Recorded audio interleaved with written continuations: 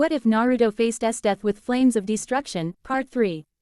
So let's get started. It wasn't fair. There was still so much that he had to do and so much that he had to achieve. His life couldn't be halted like this. Where were the demons of hell that have always been there for him and protected him from his enemies? Where was Esdeath anyway? That cursed woman. She should have foreseen something like this happening and protected him from that bloody bastard, and now he was in this position, fearing for his life and the future of the beautiful empire that he had been crafting for years into his own perfect image. He had yet to even make another son since Sayura was killed. That was disappointing. He thought he had the time to plan out things as the bee. Lond was acting like this hadn't been on the cards. Everyone had believed he would wait for proof to be generated and take it to the emperor. But the bloody bastard had planned a sneaky move that had even caught him by a deadly surprise. Honest cursed. He had never thought that he would be brought to this point in his life. He always had the pawns to sacrifice and the money to bail him out if he was in danger. But now all that was far away. Naruto looked at the vermin with cold eyes. He couldn't be satisfied with anything less. No, this wasn't satisfying.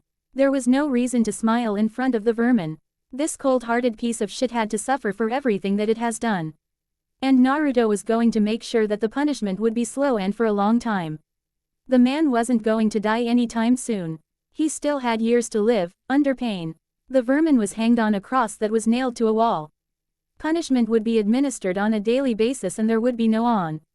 Eat to hear it if it screams or even cries.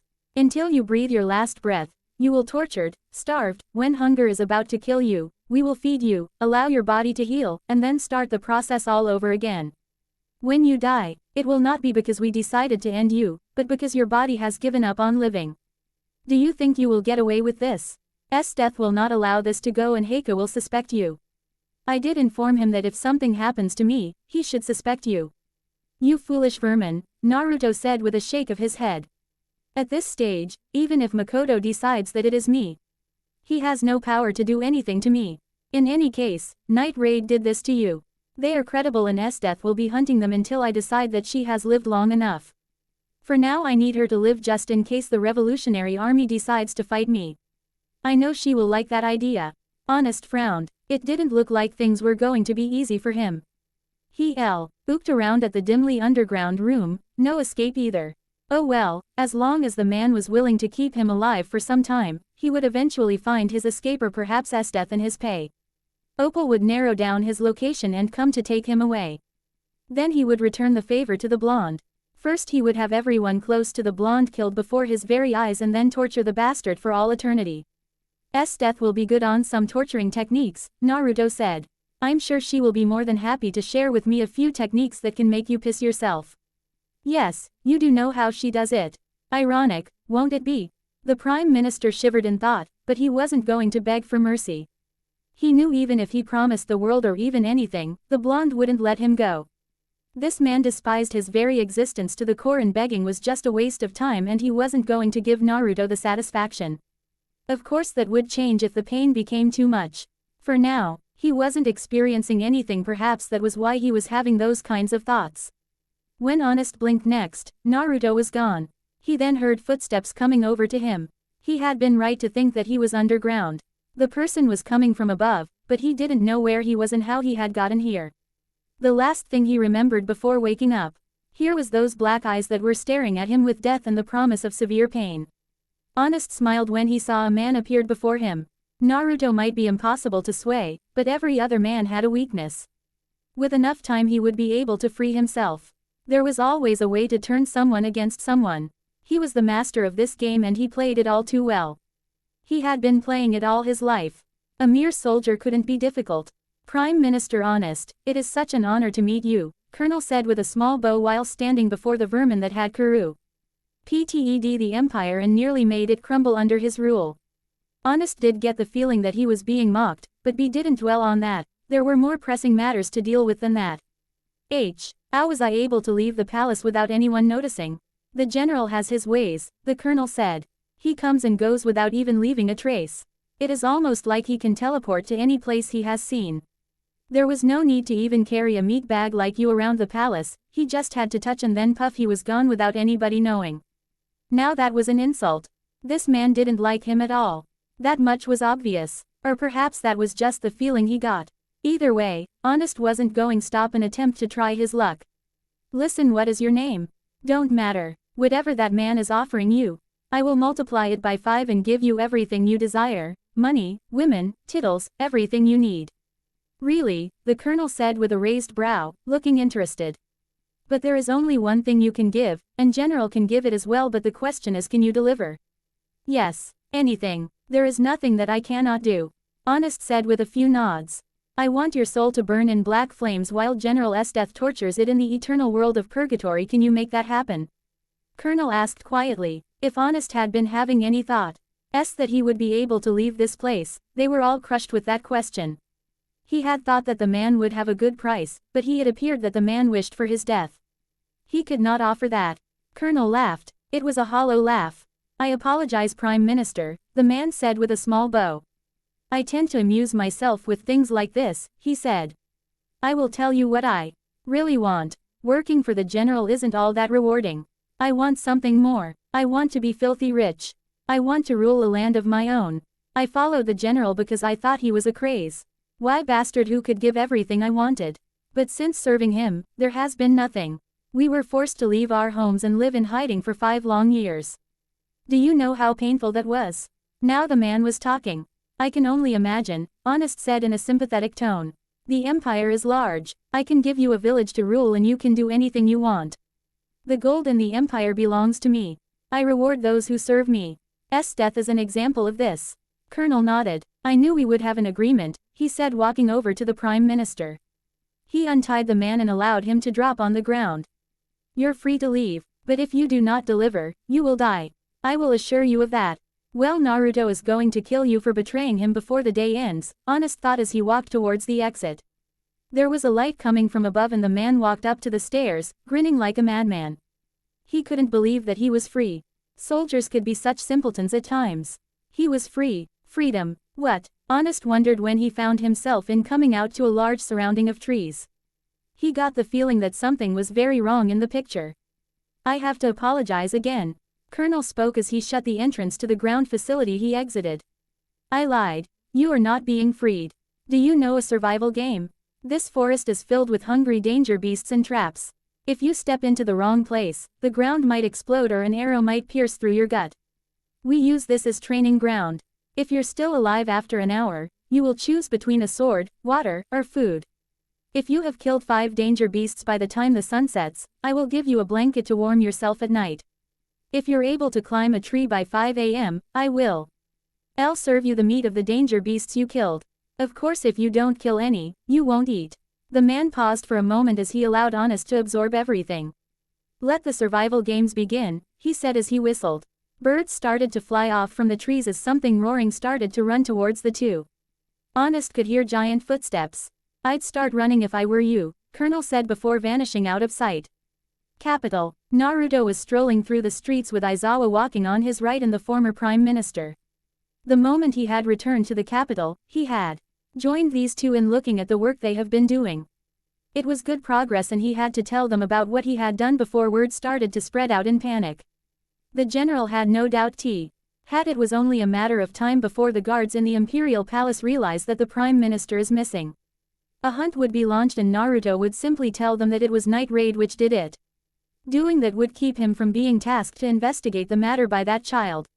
Work is progressing steadily, the former PM said as he looked around the streets with a small smile. At least this is something that one can smile about, he said. It has been long coming, Aizawa said. They have been suffering for a long time and although I wanted to change things, nothing was ever changed. We were powerless to do anything. Political influence meant nothing when you didn't have the muscles to protect you. Even if their circle had moved back them, they would have simply been sent to prison or assassinated. Everyone who went against the filthy Prime Minister was dealt with that blow. The man was the most influential because everyone was in his payroll and those who didn't get in were killed off while some were forced to stay out of sight and just watch as everything turned into corruption. But with the muscles of Naruto to protect them, it was a good time to flex their own influence in the political arena. It wasn't an easy task, but they were doing it without fear. Naruto could protect them. The Prime Minister couldn't throw false proof of their illegal activities to fool the Emperor anymore. Naruto could disprove it and given Honest's fear of Naruto, things were working out. That didn't mean they were not facing some resistance though. There had been some resistance, as not everyone was willing to cooperate and some people were always snooping in their houses, looking for evidence of some nonsense. What of the Revolutionary Army though? We can't simply put them out of this. We have to realize that they have also been fighting against the corruption, the former PM said. I heard that Budo has been a menace to their side though. He has harmed them in many occasions. Aizawa said. To him they are enemies who wanted to overthrow the current monarch from its power. With his responsibility towards the royal family, it was only natural that he fights them, she said before adding. He has stopped now though. With night raid in the capital, he has been forced to stay close. Aizawa looked at Naruto at the corner of her eyes. He was oddly quiet and seemed to be in thought. While he hated dealing with politics, this was a matter that depended on him. If he said they were not going to welcome the Revolutionary Army, things would go that way. They could try to reason with him. But Aizawa didn't see him being convinced. At least so far he has kept a somewhat indifferent thought about them. Anything could go. There had nothing been made about them. She knew the relationship was not a pleasant one with the two parties, but she really hoped that things would go well. To some of the people, the Revolutionary Army was a sign of hope, and fighting them would lead to mixed opinions. What are we going to do? Aizawa asked, looking at Naruto. I will hold talks with them in the next weeks or days. We will see what happens. If they talk sense, we will form a new government with them, Naruto said in a calm tone. If they don't speak sense, it is war. We will first have to convince the emperor about that though, the former PM said. He was relieved to hear Naruto's thoughts about the matter. But convincing the emperor to make a change would be the hard part. Those people were seen as traitors in the eyes of that young boy. With the meathead out of the picture, he doesn't have to be convinced about anything, Naruto said. I have taken that thing out of the capital. It won't be long before they start noticing that something is really wrong. What? Is that a wise choice? It could cause a backlash from Esdeath and the Emperor. He is really attached to that man and he could become emotional over all these. Hardly matters what Makoto thinks at this time. With that meat out of the way, we control the government and there will be no one with significant power to oppose us. Makoto will be forced to understand things and he will make choices he doesn't want to. He will have to, Naruto stated in a firm tone. I thought we were going to wait a little longer. I am happy that Honest is out of the picture. I mean, with him gone, his people will be easy and we can work quickly without any fears, but can we keep Esdeath in control? Esdeath isn't a problem, Naruto said. She will be busy fighting Night Raid for the moment. Budo will be the obstacle at this moment. Makoto is too naive and uneducated to lead the empire through this stage. He doesn't understand anything. He will be forced to temporarily leave his posy. Tion while he is educated about everything and learns to understand what he has been doing. I have only shown him this side, but I have not shown him of the many innocent people he has condemned to death. That had been the plan. But I thought we were going to deal with things in a diplomatic way and not force things. I will not have the patience to lightly talk things with him. Besides, nobody is taking away his crown from him. Once he is ready, he will make the decisions. But once we have formed this new government, it will be the one to make the decisions and the restructuring of the empire, Naruto explained. We have seen that leaving all powers to a child is irresponsible, especially when that child understands nothing about life. There are too many people in the empire and there is too much at risk, Aizawa said. I do agree that Makoto isn't the one for these things. He cannot even make decisions on his own. Everything done has been the decisions of other people. He needs to grow. Who shall be the temporary emperor though? Is there a need for one? Naruto asked. Makoto just has to give us the authority to do everything and say yes when we say he is to pardon some people for their crimes. The new government will rule. Makoto will still be called the emperor by the people but only in name. But once he does grow capable, we will allow him to assume his role for real. Budo is certainly going to have a fit when something like that happens, and it was unlikely that he would agree with forming a government with the Revolutionary Army. He has been their enemies for some time now and he has been terrorizing them. This would really prove to be a problem. Those generals didn't get well with him and they certainly wished for nothing but Budo's death. Even without Honest in the picture, it didn't seem like things were over. There was still a lot to be done, and if Budo decided to go to war with the Revolutionary Army, Naruto wasn't going to stand in the way. He wouldn't cry if the man was killed. It would actually make things easier to do. The man tolerated him, but others he would not. But a problem was there though. If the Revolutionary Army gets rid of Budo, There was a possibility that they would grow overconfident and try to make a move on him. Naruto certainly hoped that things wouldn't reach to that point. He was strong, but fighting against Ho's people with Esdeath lurking in the shadows wasn't what he hoped to do. Let us worry about that later, the blonde said in a calm tone. How are our polls in the rich districts? Still not looking good, Aizawa said with a frown. We do have supporters, but those with money do not like giving it away, and they don't care about what happens now. They only care about themselves and the current STEM benefits most of them, so won't be in good terms with most of them. But the few we have in our side are doing their best. Nothing ever runs smoothly, does it? Naruto asked quietly. While Night Raid is famous in these streets, in those other streets it is infamous, and they would rejoice in their members are killed. That is to be expected, the former PM said. In these sections they know what happens. But those people simply know Night Raid as enemies of the Empire and the people who target them for their riches. Honest has done well to paint them as enemies who must be eradicated. An unexpected scenario, Naruto said. It is nothing that can't be managed though. At the end of the day, they are nothing more than noise makers with no real power to change anything. Naruto said before stopping. I will speak to you at a later time. I have to return to the palace. Having said that, Naruto disappeared. Aizawa shook her head. I guess I must return to my palace as well. With what is going to happen later on, I would rather be in a safe place, the woman said. I would like to take a walk about the streets. I haven't seen everything yet, the old man said. With Honest gone, and Esdeath busy in the Imperial Palace, one can safely walk around. I wouldn't be so sure about that, Aizawa said firmly. But I cannot stop you from doing that. Naruto's men do not watch everywhere. Even with Hyusuke gone and Colonel out of the capital, there are a few of them around. I cannot guarantee that it will be safe. Don't worry about me, the old man said with a smile. You go on ahead. My granddaughter is somewhere in the capital as well. I would like to see her before she leaves. Aizawa nodded. Take care, she said as she took the other way. Imperial Palace. Naruto's quarters. Here had been a few scrambles around the Imperial Palace as it had become obvious that the Prime Minister was missing. Naruto had not bothered to look as if he cared when he was asked by one of the guards. He had dismissed all questions because he simply didn't care about that meathead. Even if he wasn't the one who kidnapped that thing, he would have rejoiced that it was gone, and the only thing had would sadden him was that someone did it before he could do.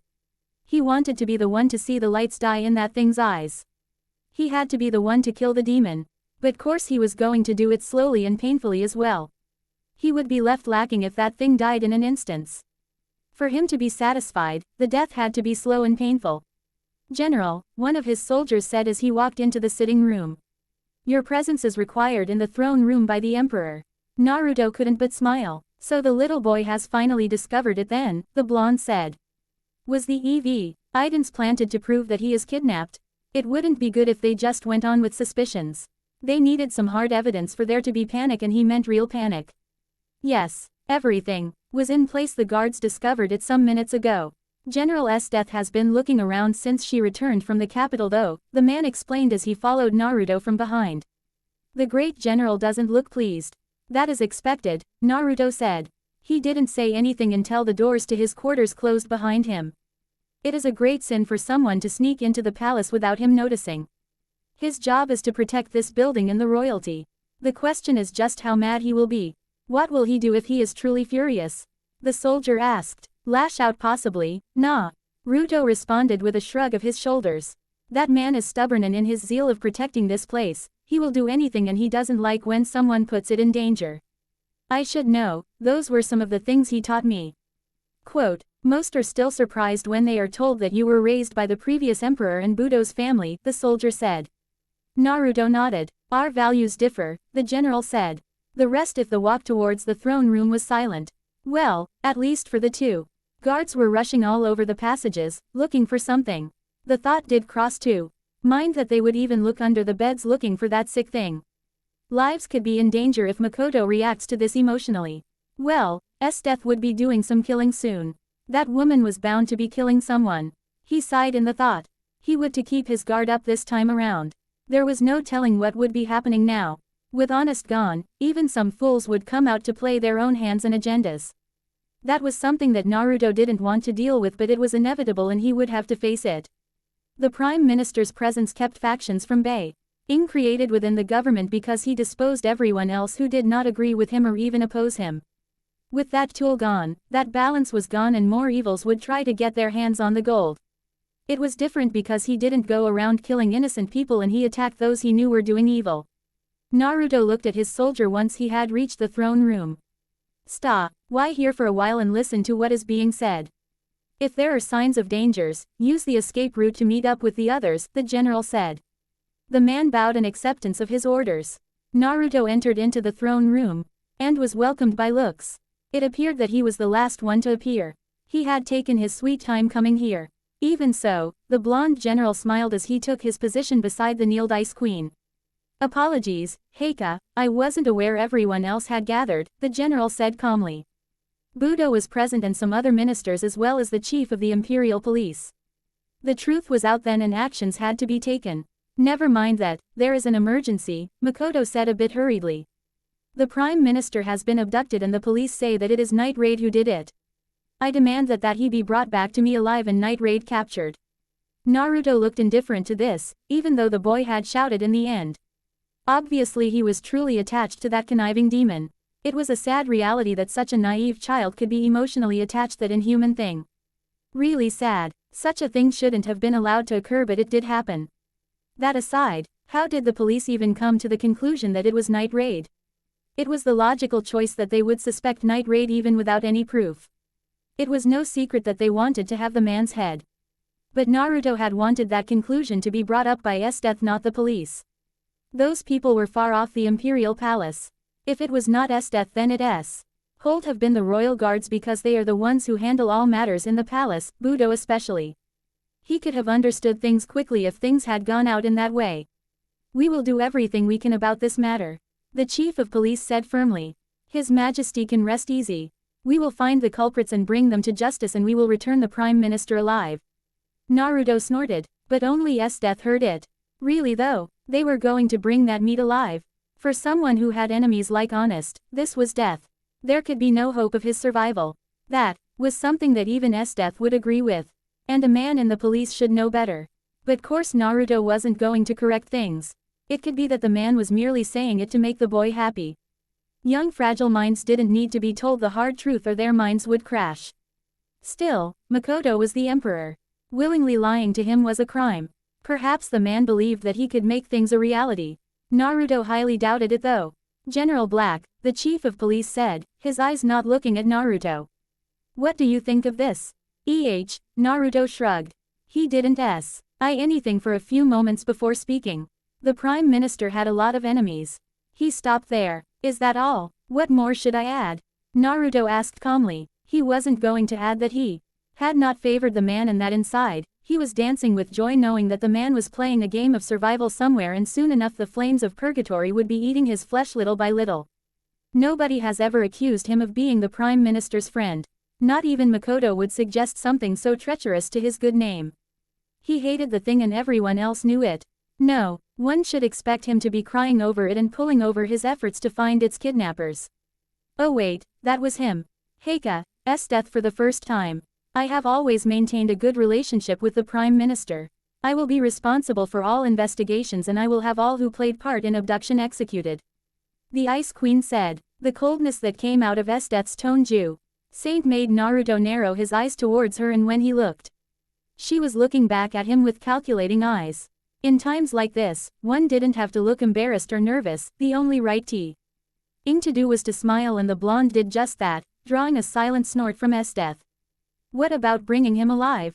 Makoto said, having noted that the woman didn't say anything about bringing the Prime Minister back alive. He wanted to see the man back alive before anything. Execution could come at a later date. Esdeath did not spare Makoto from the reality. If he was taken by Night Raid, then he might not be alive anymore. All we can hope for is for his remains. You must remember, Your Majesty, Night Raid kills all its targets. I would be lying to you if I assure you that I can bring him back alive. Makoto frowned. Even though he didn't want to admit that, it was possible. He was still not going to lose hope. He had to be alive. What will he do without that man being on his side?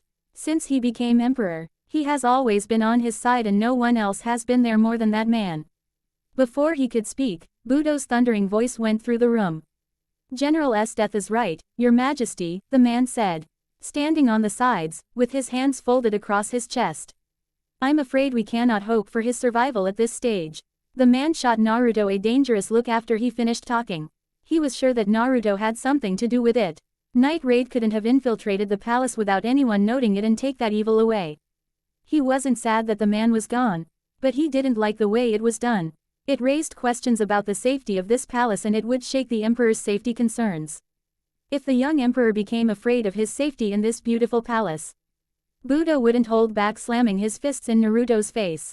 Makoto was supposed to feel safe and secure in this place and anyone who threatened that had to be punished. The boy was probably going to think that if Night Raid was able to do this to the Prime Minister, what was stopping them from doing it to him? Makoto looked distraught for a second before regaining his composure after Budo had spoken. The young emperor looked at Naruto. Do you agree with them? Naruto nodded. Yes, I know it must pain you, but that is the reality that we are facing now. We do not wish to fill you with false hopes. Your Majesty, it is better you know the truth and understand that anything can happen. Naruto paused for a moment. I'm sure General Esdeath will do her best to try to find him alive while at the same time trying to find the culprits. That was cruel of him. He knew for certain that they would not find that meathead alive. There was no doubt. He had even set up fail measures in case something happens. He had planted his flames so that if something was to happen, the meathead would be roasted. Won't you help her? The general has said she wants to do this as she has been his acquaintance. Naruto responded calmly. If I got involved, I would only be in the way, and has His Majesty forgotten, there is also a job that I am doing.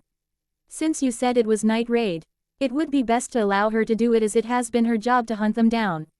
She is a capable soldier. Doubting her strength to get the job done would be insult. I meant no respect, Heika. For a moment, Esdeath looked amused. All right, Makoto said in a resigned tone. Do what you can. What about his duties, Heika?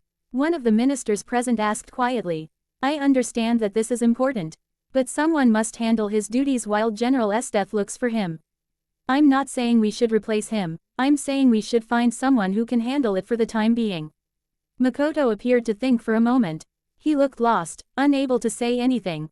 Naruto saved the boy from saying something stupid. Without that voice whispering things to his ear, the boy really couldn't do anything. I will find a suitable person for the job, Heika, the blonde said. What does a military man know about such things? I have been in charge of a committee that has been looking at reforms in the empire. It is also that military man who has made His Majesty famous in the eyes of his people, Naruto responded calmly. If His Majesty wills it, I will get it done. That is settled then, Makoto said. That will be all. General Naruto, can you stay behind? Naruto nodded, and as he nodded, Esdeath whispered into his ears. I will be waiting for you outside, she said calmly. Naruto didn't respond, he just stood up and waited until everyone else had left before speaking. What is that you wish for me to do, Heika? The boy looked hesitant for a few moments before speaking. The Prime Minister said that if something happened to him, it would be you who knew something and that I should ask you. I didn't want to ask it in front of the others, but do you know something? Naruto wasn't surprised that that rotten meat would play a card like that. It was really expected, but was that thing stupid? Had it forgotten that Makoto would believe anything he was told by someone he trusted? I do not know anything, Your Majesty, Naruto said with a straight face. The boy looked relieved. I'm glad, he said. If you could, can you help me while General Esdeath looks for the Prime Minister? He was a big help. Oh, foolish little boy, he was truly a naive and stupid child who could not rule this great empire. It was just too big for those uneducated hands. Makoto could not make a decision on his own. But he did desire to help out and help others. That was made him a little innocent. Well, he was still a child who has always been fed orders by the disgusting tip of the Prime Minister's evil tongue. If the boy was left to rule on his own devices, this empire would really crumble within days. It wasn't like those ministers didn't see that he couldn't do anything on his own. The only reason they would stay away from manipulating the boy was that he was there and that Budo would not forgive something like that. Naruto smiled at the boy. Have no fears, Heika, Naruto said. I'll bring in a minister who can assist you better than I can. She is a trusted companion of mine and I have no doubt that she will serve you well in the empire well. The blonde paused, how could he forget the magic words? Until the Prime Minister is found, that is. The only person he was going to choose for this role was Aizawa. Of course there would be some yapping coming from all corners and own people would even suggest that he had kidnapped the Prime Minister and handed him to Night Raid so that he could give the job to his mistress. There were fools who would go that far but wouldn't allow people to say things like that. Naruto was amused at a thought. It wouldn't be completely false if people say that. He had indeed kidnapped the Prime Minister and it had always been the intention to make Aizawa the Prime Minister, as the old one wanted to just be the advisor instead of taking the job full-time. I trust you will, Makoto said. I will bring you 2 of my men to protect you. Why are highly capable and will not endanger your life. I think that will be enough for His Majesty to have a good night's sleep, the general offered with a smile. Extra security is needed after this, Makoto said with a nod. Naruto nodded and spoke once more before making his exit. I will make other arrangements with Budo to ensure that you are kept safe. You need not to worry though. Budo will die before something happens to you. Makoto smiled. Naruto turned away from the young emperor and walked towards the exit. The moment the large doors opened before him, he found himself being stared at by the eyes of 2 people. Budo was not with those eyes. He figured the man was waiting for him somewhere. He was being stared at by the chief of the Imperial Police in Esdeath. Well, the woman had said she would be waiting for him. What can I help you with? Naruto asked the man before him. I questioned the Prime Minister's guards and they told me that the only time they left him was when our men had cornered them asking them questions, the man said. It is safe to assume that he disappeared around that time, and after speaking to everyone and checking the time of everything, the last person to see him was General Esdeath. Naruto looked at the man with a raised brow. He should have just killed those fools when he had the chance. If he had done so, he wouldn't be facing such questions. Well, the truth was that his men had held back the fools while he did his work on the Prime Minister. He could at least admit that his men had been questioning the fools. That is indeed correct, at least the part about my men questioned those guards, Naruto said with an expressionless look on his face. There were some activities that they had been doing that we thought to be illegal and we had brought them in for questioning. If you want evidence of what I speak of, you can get it. No, then man said calmly. It hardly matters. Those men were disposed of by General Esdeath for failing to do their jobs. Naruto didn't find that surprising at all. He was happy even. That had just taken the role off his hands.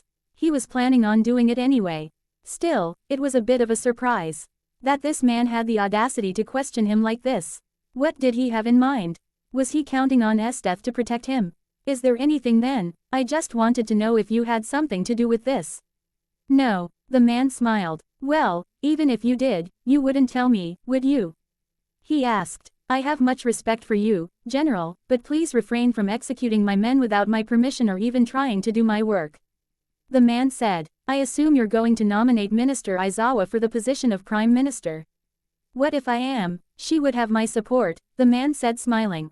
She is someone who has the Empire's interests at heart. I have known her for some time and I can say she is a delightful woman, the man said before turning around. If you will excuse me, he walked away. There are some interesting characters in the Empire, don't you think? Esdeath asked with a smile. Apparently, Naruto said calmly. What do you want? I wondered why you even bother. To follow me or why you didn't even fight me when I decided to leave you, Esdeath said. Were you going to see Naginda? Were you going to congratulate her on a job well done? Who knows? Naruto said with a shrug. In any case, Esdeath said, I didn't think it would happen. Oh, well, these things happen to the weak. I have no problems. After I slaughter Night Raid, I'm marching with my army and hunt down all rebels associated with the Revolutionary Army. Once that is completed, there will just be you left. Having said that, Esdeath walked away. Naruto looked at the woman with narrowed eyes. That was a problem. He would have to warn Naginda about this. He would not fight by her side. Naginda was a big girl, she could handle herself. Though, given how Esdeath acted, it was posy. That framing Night Raid hadn't been the greatest idea. Esdeath was going to hunt for them more viciously than before. Well, he had warned them to stay away from the capital. If anyone were to walk in the capital, a brutal death was certain. He just hoped that the Revolutionary Army didn't end up pointing fingers at him once they see Esdeath coming along their way. That would be a problem, but it wouldn't stop the woman from going after them. She would still fight them and probably laugh, saying that she knew all along that it had been him who did it. That would probably just get those people E2 declare him an enemy if they do survive Esdeath. That would be the problem. Naruto hoped things didn't come to that point. That would just screw things up and he wanted things to go smoothly. Looking at the disappearing woman, Naruto turned away. He just had to take a few things from his quarters and head out of the palace. It was already late anyway. Rest never came easy in this place. Away where memories would not torment him was the best option. As the general cut a corner, he was assaulted by a lightning-fast Budo who had grabbed him by his shirt and slammed him into the wall. Bystanders quickly disappeared, not wanting to be caught if the two generals decided to trade some blows. Naruto only looked at Budo with a raised eyebrow even when the man was looking at his small form with a dangerous eye. "You have gotten better," the blonde said calmly. "Well, after 5 years, you expect one to grow. It would be stupid to expect the man to be in the same level as he was years ago. Things do change, and although he would not admit to either of them, he would not wish to face both Budo and Esdeath in the same time. That would just be suicide and he wasn't going to go in that way. You have grown weaker over the years," Budo said in a stern tone. The General Black of back then wouldn't have allowed something like that to catch him. He would have avoided me. Well, that man is no more. You can't expect me to be the same. I have a lot of issues now and back then I was a focused soldier, Naruto responded calmly. But now I am just a broken man who is careless and only wants to do a few things before ending. I have no dreams for the future. I only look ahead for tomorrow. Budo stared for a few moments before allowing the blonde to breathe without any disturbances. What were you really doing in those 5 years? Naruto still stayed close to the wall as he responded. You know, trying to make sure that I don't go crazy. My insanity had been tested back then. Perhaps even now I may not even be fully sane, but I get by. The blonde said calmly. Budo shook his head. He wondered about the kind of demons that were dancing inside the blonde's head. A part of him did hate the fact that he was partly responsible for the broken person in front of him. If he hadn't allowed things to go out of control, it would have not happened and Honest would not have been prime minister. Mia wouldn't have been killed and Naruto wouldn't have gone insane. He was the one who was supposed to protect this place and yet he had failed to protect it and the people who were inside. So many things had gone wrong in his watch. He was a failure. Admitting that was truly a bitter pill to swallow. He could understand why Naruto actually hated his guts. But he was trying to correct things, to make up for his blunders. Is it true that you didn't pick up your sword during your 5 years of playing dead? I heard some of your men saying it. That may be true, Naruto said. There were a lot of things in my head. Well, it doesn't show, does it? My instincts have not dulled and I am still just as powerful. But not as strong as you'd have been if you had trained back then, Budo said. He looked thoughtful. I should have done better to protect the people in this palace. I shouldn't have just watched Honest corrupt the empire and I could have handled things a lot better with you. Naruto put in an amused look on his face when Budo spoke. Oh, is that how an apology from the great general sounds like? Budo snorted. I'll admit that things have gone wrong in my watch, but just because a part of me blames myself for what has become of you doesn't mean that I will allow you to do whatever you please. I will not allow you to put the palace in risk. Do you understand me, Naruto? Hi, Naruto said a bit carelessly. You and I both know that Honest is a corrupt fool who has to be removed in order for the empire to escape the corruption that has befallen on it. With him gone, you can do your job. Makoto is clueless about running the empire. Don't you think it is time your family does its duties? So you had something to do with this, Budo said. Did you invite assassins into the palace? Naruto shook his head. I wouldn't want to draw your wrath by doing that, the blonde said with a smile. I did it myself. Then, I don't like the way you did it, but I can not deny that this is less bloody and that the emperor is now free from that man's manipulation, the great general said. However, don't get any funny ideas. Makoto is the emperor and nothing will change that. I fully agree with you, Naruto said. However, he is clueless. He is still young, so he can still learn as he grows. In the next weeks, I will have people come and tutor him in all areas of politics. The economy and some morals since he obviously doesn't know how to differentiate between right and wrong. He will have to be taught how to fight. I will leave that duty to you. Do you have a problem with that? No, Budo said. Good, Naruto said. Was there a need to attack me like that, though? I thought you were getting funny ideas and you needed to be reminded who the great general was. I will not allow anyone to harm the emperor and if you were exposing this place to danger, we would have a problem, Budo said in a stern tone. I will make sure that Makoto feels safe. So, Me of my men will watch over him to make sure that he sleeps well. That should smooth your soul, the blonde general said as he walked away from the man. Budo shook his head as he watched Naruto walk away. Well, he did agree that the part of Makoto being educated had been skipped over. That man didn't want his puppet to be smart enough to differentiate between logical things and complete nonsense. He noticed that Makoto relied on the Prime Minister to make his decisions. With the right education, he would learn to handle the empire. He truly hoped that was the case. Oh, Naruto, the great Gene. Raul called before Naruto could disappear into the corners. After this mess with Night Raid is over, we will be moving out for the Revolutionary Army. I have already spoken to His Majesty about it. You and your men will accompany me. And if I refuse, insubordination, the great general said, I will drag you towards military court. If you have no ties with the enemy, you will not have a problem with the idea, no. We'll deal with it when the time comes, Naruto said, frowning slightly. That was something that he had not expected. With all eyes looking at him, he could not afford to say no. Esdeath was also in the hunt. What was happening here? He had no doubt that Budo would actually have him court-martialed for refusing to follow orders. This was just wrong. He wasn't looking to fight those people. And now it was not just him and Budo and Esdeath. If only the two could just die. Later, around 8 p.m., Aizawa's house. How did things go? That was the welcome that Naruto received. And he walked into the woman's sitting room. Naruto looked at the woman for a moment before sitting on the couch. He placed his feet on the coffee table and leaned against the couch. Once he was comfortable, he looked at his left, where Aizawa was sitting. With the rotten meat, it went fine. There are some complications though. The minister had expected there to be complications with this. She hadn't expected things to go smoothly. They had after all managed to get things rolling because they had hit the Prime Minister hard and before he could make a move. But afterwards, he had recovered and managed to play his hand. What went wrong? The man that was placed by Honest as the chief of police is quite the snake, Naruto said, smiling. Well, I can now understand why that vermin had put him in charge in the first place. He had some interesting questions for me and guessed that I would have you placed as the Prime Minister for now at least. For now, they are going with the assumption that he is still alive. I think it will be good if I cut off his right foot and place it one of the alleys.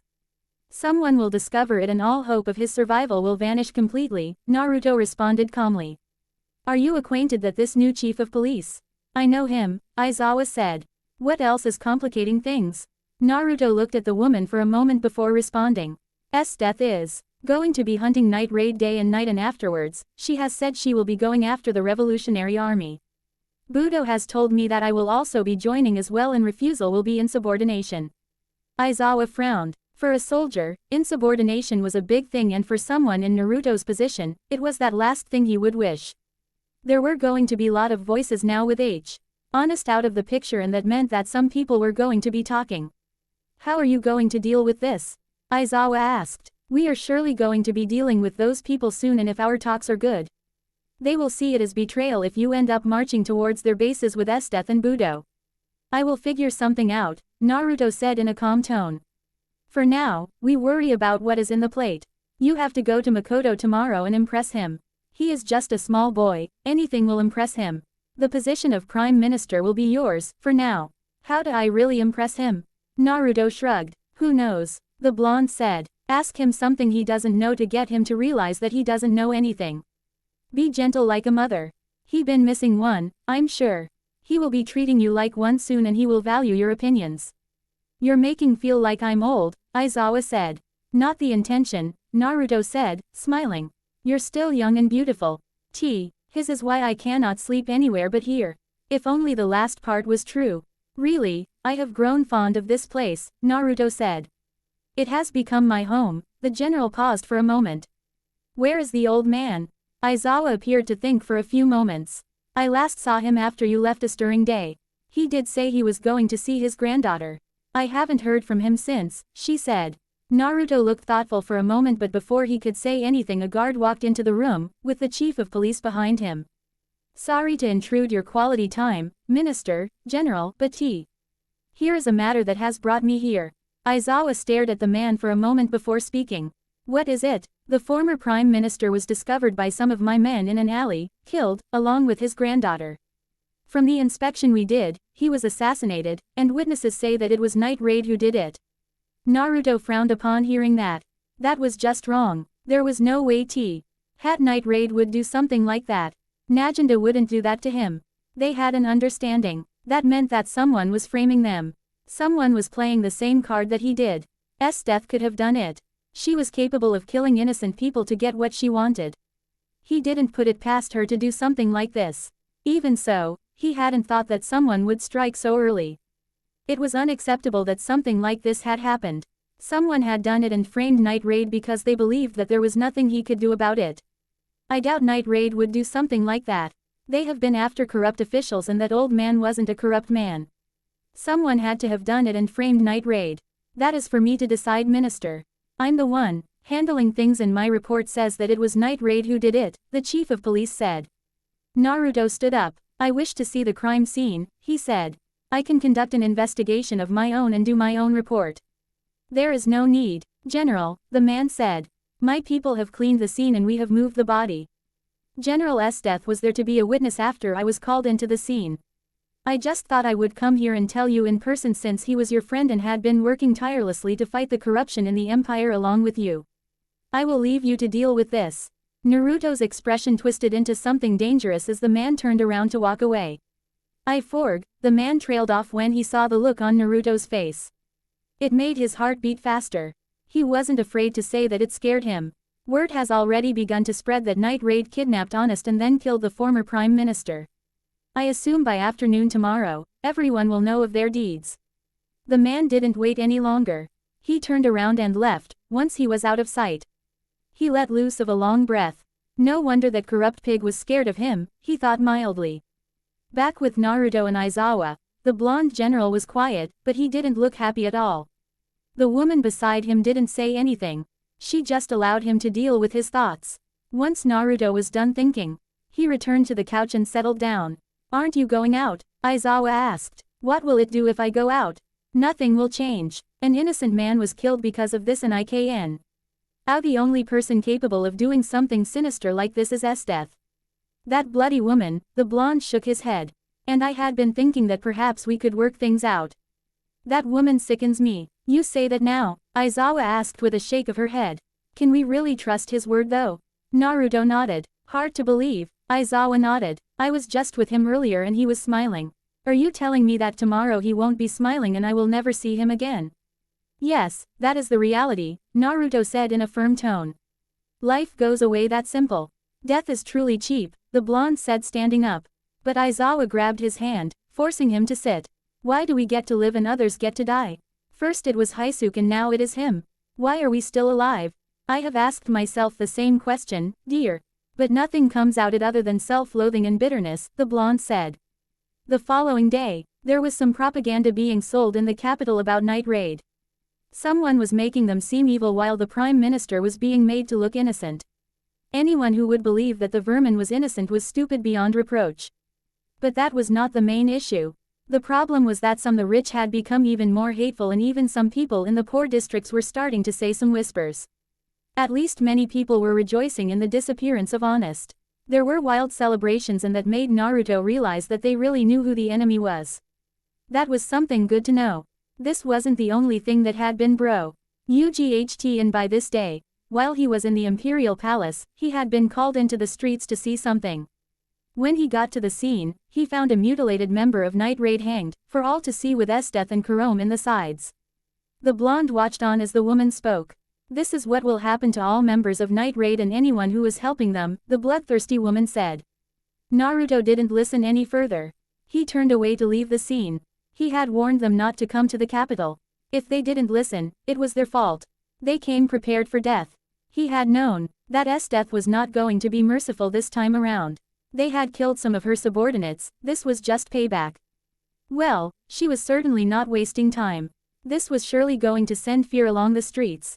There comes the news of Night Raid killing an innocent man because what they really desire is to control the empire for their own gains and they kill everyone who disagrees with them.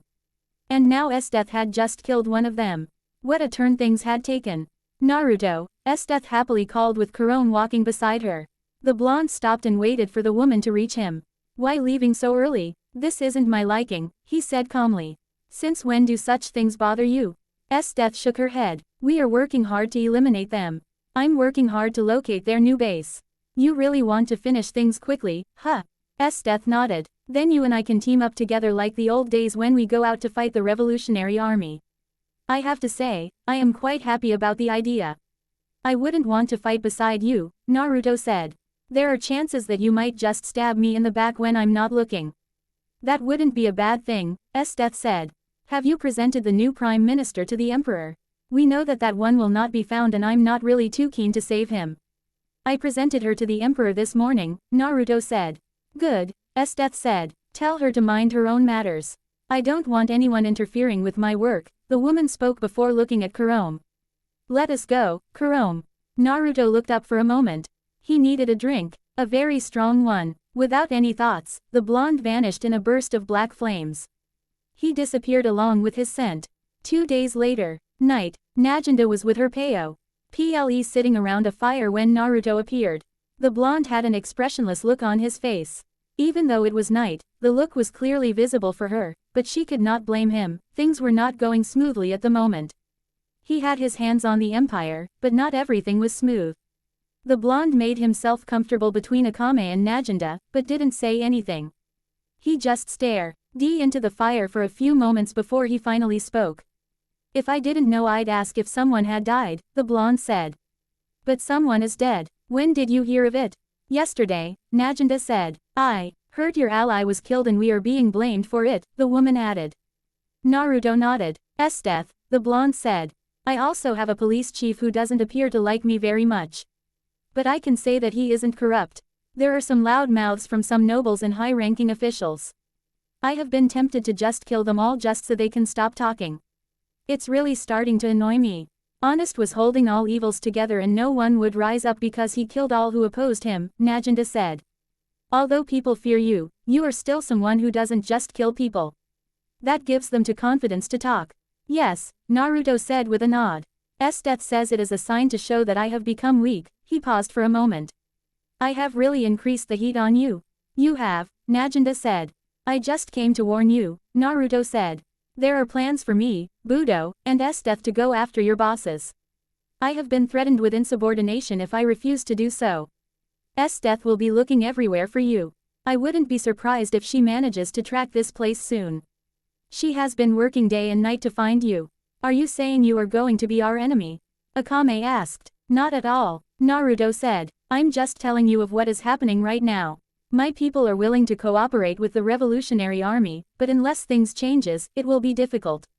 If Budo disappears, things would be much simpler. I can outmaneuver everyone else and twist Makoto's hand. That is a bit cold, Naginda said. You really do not care about Budo, do you? Maybe I do, maybe I don't.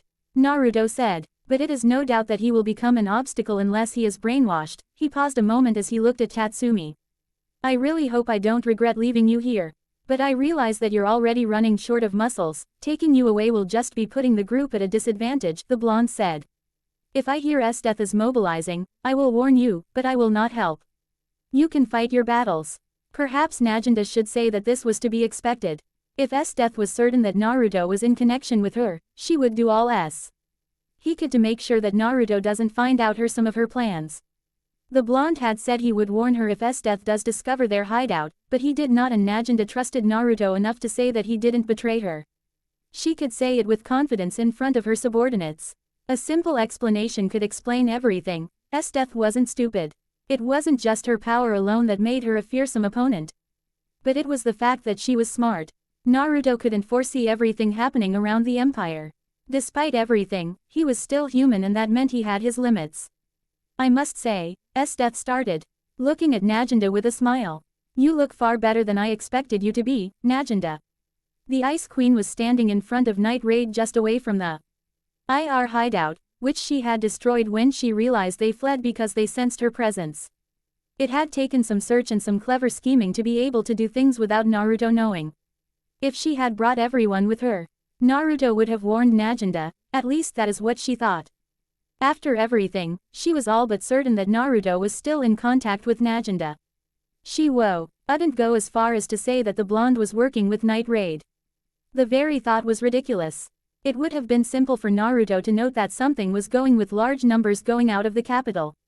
But if she kept her subordinates behind, just long enough for her to get night raid, it would work out. Even if Naruto does discover things, he wasn't going to interfere. She was certain of it. She figured the Jaegers were possibly on their way here as she stood like this. I'd be looking better if it wasn't for you, Naginda responded calmly. Fighting the Ice Queen hadn't been in the plans, and she was certain that there would be another wave of attack coming in. Should they attempt to take on Esdeath right here and now, Naruto wasn't going to come and interfere. But the woman would not allow them to escape. They had to at least find a way to escape the woman. That would come after they have fought nevertheless. Fighting was unavoidable. They had to fight, and hopefully an opening would present itself enough for them to escape. If all else fails, she would have to use Susanoo to stall for their getaway ticket. Esdeath merely smiled. This time I will make sure that you don't survive. Unfortunately, there are things that I still have to do, so dying in your hand is the last thing that will be happening, Naginda. Yes, there was still much that she had to do, and she could not throw her life away in this kind of a situation. Even if the enemy before them was the Ice Queen, she could not think of defeat. She needed to think of a way out of the situation. Defeat meant the end of their revolution. That was a reality that she could not accept. She had her subordinates with her. Esdeath couldn't possibly take them all out at once, could she? It was just her alone. And no one else to support, in this kind of a field favored them more than it did for the general. Still, when has an assumed advantage worked well for anyone facing the woman? You always were at a disadvantage when dealing with the psychotic woman. What do we do now, boss? Leonie asked, already on her stance as she stood beside Naginda. The nervy feeling was already dancing inside of her heart. She could never forget the bloodlust she felt from the woman when she was attacked by Naruto. Even now, she could feel the strong bloodlust that threatened their very lives. It was really a Dangero's position to be in, and she hadn't expected anything like this to happen. It was unfortunate and perhaps some cruel luck for them. For all people to discover their hideout, it had to be this woman. Once they do make it out of this, they would have to look for another hideout. Naginda looked around. How was she really going to handle this?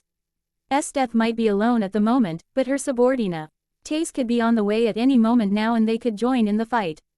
If they did reach this place with Esdeath still standing, it would mean the end for them. They could not fight that battle, especially since they were not prepared for it.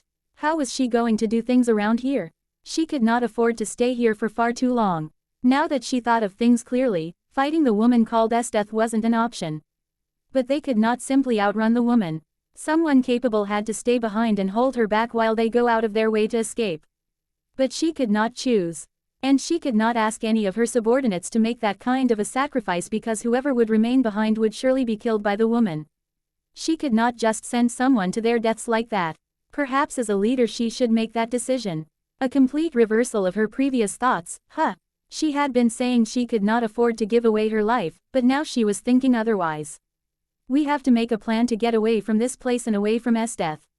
Her subordinates are probably on their way here. Esdeath smiled. Still sharp, I see, she said. Though, it was almost amusing to see them struggle with their thoughts. She wasn't attacking because she was enjoying the view. This was night raid and she had them cornered, and they were thinking deep on how to handle her.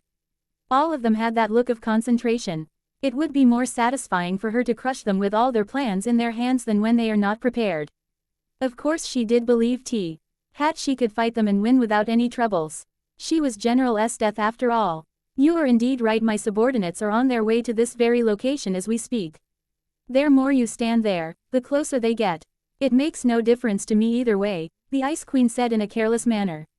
I figured doing things this way would be much more effective to confuse the eyes that are feeding you information in the capital, the woman said without revealing a name. Naginda had no doubt she was talking about Naruto, but she did not say anything about it. If Esdeath wasn't going to mention Naruto's name, she wouldn't either. It would not do any good if she was the one to burst. She could put Naruto's position in trouble by doing so. At least this much confirmed what she had believed all along. Naruto did not betray her. Esdeath had just worked around the issue and managed to track them down. It wasn't beyond the general to do so. Boss, allow me to hold her back while you guys escape. Tatsumi said in firm tone, already covered in his armor. This was the only choice he could follow at the moment. The situation before them required someone to sacrifice himself for the group, and he was going to do that. Besides, he was certain that he would not be killed by Esdeath. Once she does confirm his identity, she would not kill him. She was interested in him, and knowing that he had been with Naruto a week ago, she would have a few thoughts within her head.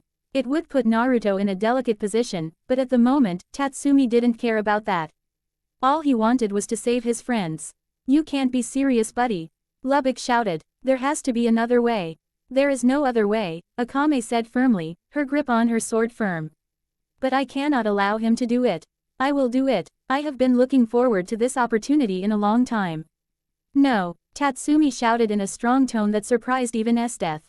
"I will do it. If any of you stay behind, you will be killed, but I know I won't. Think about it." He faced Naginda. "Please tell me you understand." He was almost pleading with her to understand. Naginda thought about it. Yes, this could work. Esdeath would not kill Tatsumi. In fact, the moment she does realize it is the boy who has been training with Naruto, she would grow even more interested in taking him back to the capital alive and show him to Naruto. It would be just to spite him and use it against him. But on their side, they would survive and Tatsumi would still be alive. Esdeath would use Tatsumi to provoke a reaction from Naruto, she was certain of it. But how would Naruto react to it? This was really the only way all of them could escape. Naruto would have to forgive her for this, she was taking it. "Okay," Naginda said. "Are you serious?" Naginda nodded. "It is the only way we can all survive. Trust me when I say we will see Tatsumi another day. I mean it. Now, we have to go before the others arrive." No one really wanted to leave Tatsumi behind with that monster. It was just dangerous, but their boss would never lie to them, would she? Before anyone could say anything, Tatsumi charged towards Esdeath. In haste, Enda grabbed Lubbock and demanded that Leone, Mine and Akame to follow. They were hesitant to do so. Tatsumi was their comrade after all, and they could not allow just leave him to be killed by that woman. Naginda grew frustrated with them with each passing second. Why couldn't they just figure out that Tatsumi would be fine since he had Naruto? The green-eyed assassin was clearly thinking about this, and they knew that he had Naruto. So why was it so difficult? Did she have to spell it for them? Naruto Tatsumi. That was all that Naginda could say. She just shouted those words and hoped that it would click. She would seriously need to have a strong conversation with them after this. They were seriously risking it. One by one they followed her. "Oh, you think you can stop me and allow your friends to escape?" Esdeath said to Tatsumi with a cruel smirk. "I could kill you right now and then chase after them before they even get far." Behind his armor, Tatsumi smiled. "I don't have to fight to stop you," the boy said in firm tone. He was relieved that they were disappearing. He understood it was difficult for them, but this was his choice and he was making it so that they could live. He still hoped that he would also live to see another day. Of course, this ruined everything Naruto had in mind for him, but there was nothing that could be done to stop it. Before Esdeath could say anything, Tatsumi released his armor. He smiled at the general of the Imperial Army and greeted her. "Hello, General Esdeath." Esdeath recognized the face in a second. Why hadn't she recognized the tone of his voice? She still grinned though. Oh, this just got a lot more interesting than chasing after Naginda. She could go after the woman on another day. Besides, if she goes with this one, they would come to her. This was beautiful though. She could smell her battle with Naruto moving closer to her. She could force it with this one. "Tatsumi," Esdeath said. "You are a member of Night Raid," she said. "Naruto knew this and yet he brought you in the Imperial Palace. He will be in trouble with Budo when this comes to reality. He will face massive consequences and might even be thrown into a cell for conspiring against the Empire. This is treason. But knowing him, he won't allow it and all hell will break loose." She grinned madly at the thought of it going down in the palace. Budo Claw, Shing with Naruto and her clashing with the blonde as well. It would be fun, but she would not allow Budo to get in the way. In a split second, Esdeath flashed in front of Tatsumi. When the Night Raid member blinked, he was being lifted above the ground by the firm hand of the Ice Queen. She then slammed him down the ground in brutal force before slamming her foot on his chest. Night Raid. The group finally came to a halt after running for a long distance. Naginda was sure that there was no one behind them who was chasing after them. This meant that Tatsumi's plan had worked to perfection. It was a simple plan, but it worked to save them nevertheless. The fact that Esdeath wasn't behind them assured her that the woman had returned to the capital with Tatsumi. It was fine at the moment as they had survived. But there were more troubles that were going to happen now because of this choice that she had made. Najanda truly hoped that things did not get worse for Naruto. He hadn't been in the best of positions when she last spoke to him. She could not justify this by saying that she was returning the favor for the trouble Naruto had caused them amongst some people in the empire. They were being called to have killed Honest when it was Naruto who kidnapped the man, and now the minister before the scumbag had been assassinated and they were being put in the blame for it. Is Tatsumi really going to be alright? Akame asked calmly. She had in some cases experienced situations where people tell you that they were right behind you and would join you later, but really that turned to be false. They were merely saying that so that you could run without feeling bad, but regret always does eat you up when you do realize the truth. She didn't want to regret anything for Tatsumi. She did, want to say that she had abandoned her comrade to save her own life. Najanda nodded. He will be fine, she said firmly. Esdeath's obsession with Naruto won't allow her to kill him right on the spot. She knows that Tatsumi was with Naruto and was being trained in the Imperial Palace. During his time there, she seemed to have grown to like him and Tatsumi knew this. He knew she would not kill him, but would rather try to use him. It dawned on them that Tatsumi had revealed his identity as a member of Night Raid to the general. He had yet to be known, that was why he could go into the Imperial Palace with Naruto without any fear. But of course, this didn't change much as Tatsumi was still in the enemy's hands. I should be lashing at you guys for being slow to follow orders and in your trust of your friend. Any more moments wasted in that moment, everything could have fallen apart and Tatsumi's plan wouldn't have worked, Najanda said in a serious tone. But at this stage, I am much more worried about what will happen next. What, does it have to do anything with General Black? Lubbock asked in a quiet tone. He was almost certain that she was most worried about the man instead of Tatsumi. Najanda nodded. Naruto hasn't been having things go his way in the past days. First, the former PM was killed by Esdeath and he had been his ally. It seemed to have bothered him greatly. Had even his own people are being killed. This isn't the first time that Esdeath has killed Naruto's people, the woman paused for a moment before adding. There is also a new chief of police doesn't agree with Naruto. What will really happen now? Leonie asked, becoming a little worried herself.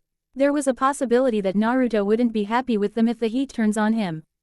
If there were people who could challenge him in the empire, then Tatsumi's capture would prove to be a hard blow to his reputation and he would face a lot of questions. What if he turns on them? Tatsumi's choice had really just betrayed the man. The Empire would know that the person Naruto had been training was a member of Night Raid and it would possibly turn on him and paint him as a member of their organization or at least working with them. Considering his history, it would be a hard blow that had the potential to ruin everything he has worked for. So what would he choose if it came to that? Would he choose his work or them? Anything can happen now. It all depends on how Esdeath wants to play and Naruto will have to play along or risk losing everything he has been building. He could even lose his trust in the Emperor and Budo would turn on him without a second thought, Najanda said. I will have to speak to him as soon as I can just to ensure that he isn't pissed off. I imagine it wouldn't be good if he is, Mine said. But this was the only option we could all survive. I am most worried about Tatsumi. What will happen if Esdeath decides to torture and the general decides against getting involved to save himself? If it comes to that, Tatsumi will face execution, but this will give us a chance to save him and even take out either Budo or Esdeath, Najanda said. We will have to plan how we will infiltrate the Imperial Palace and get to Tatsumi.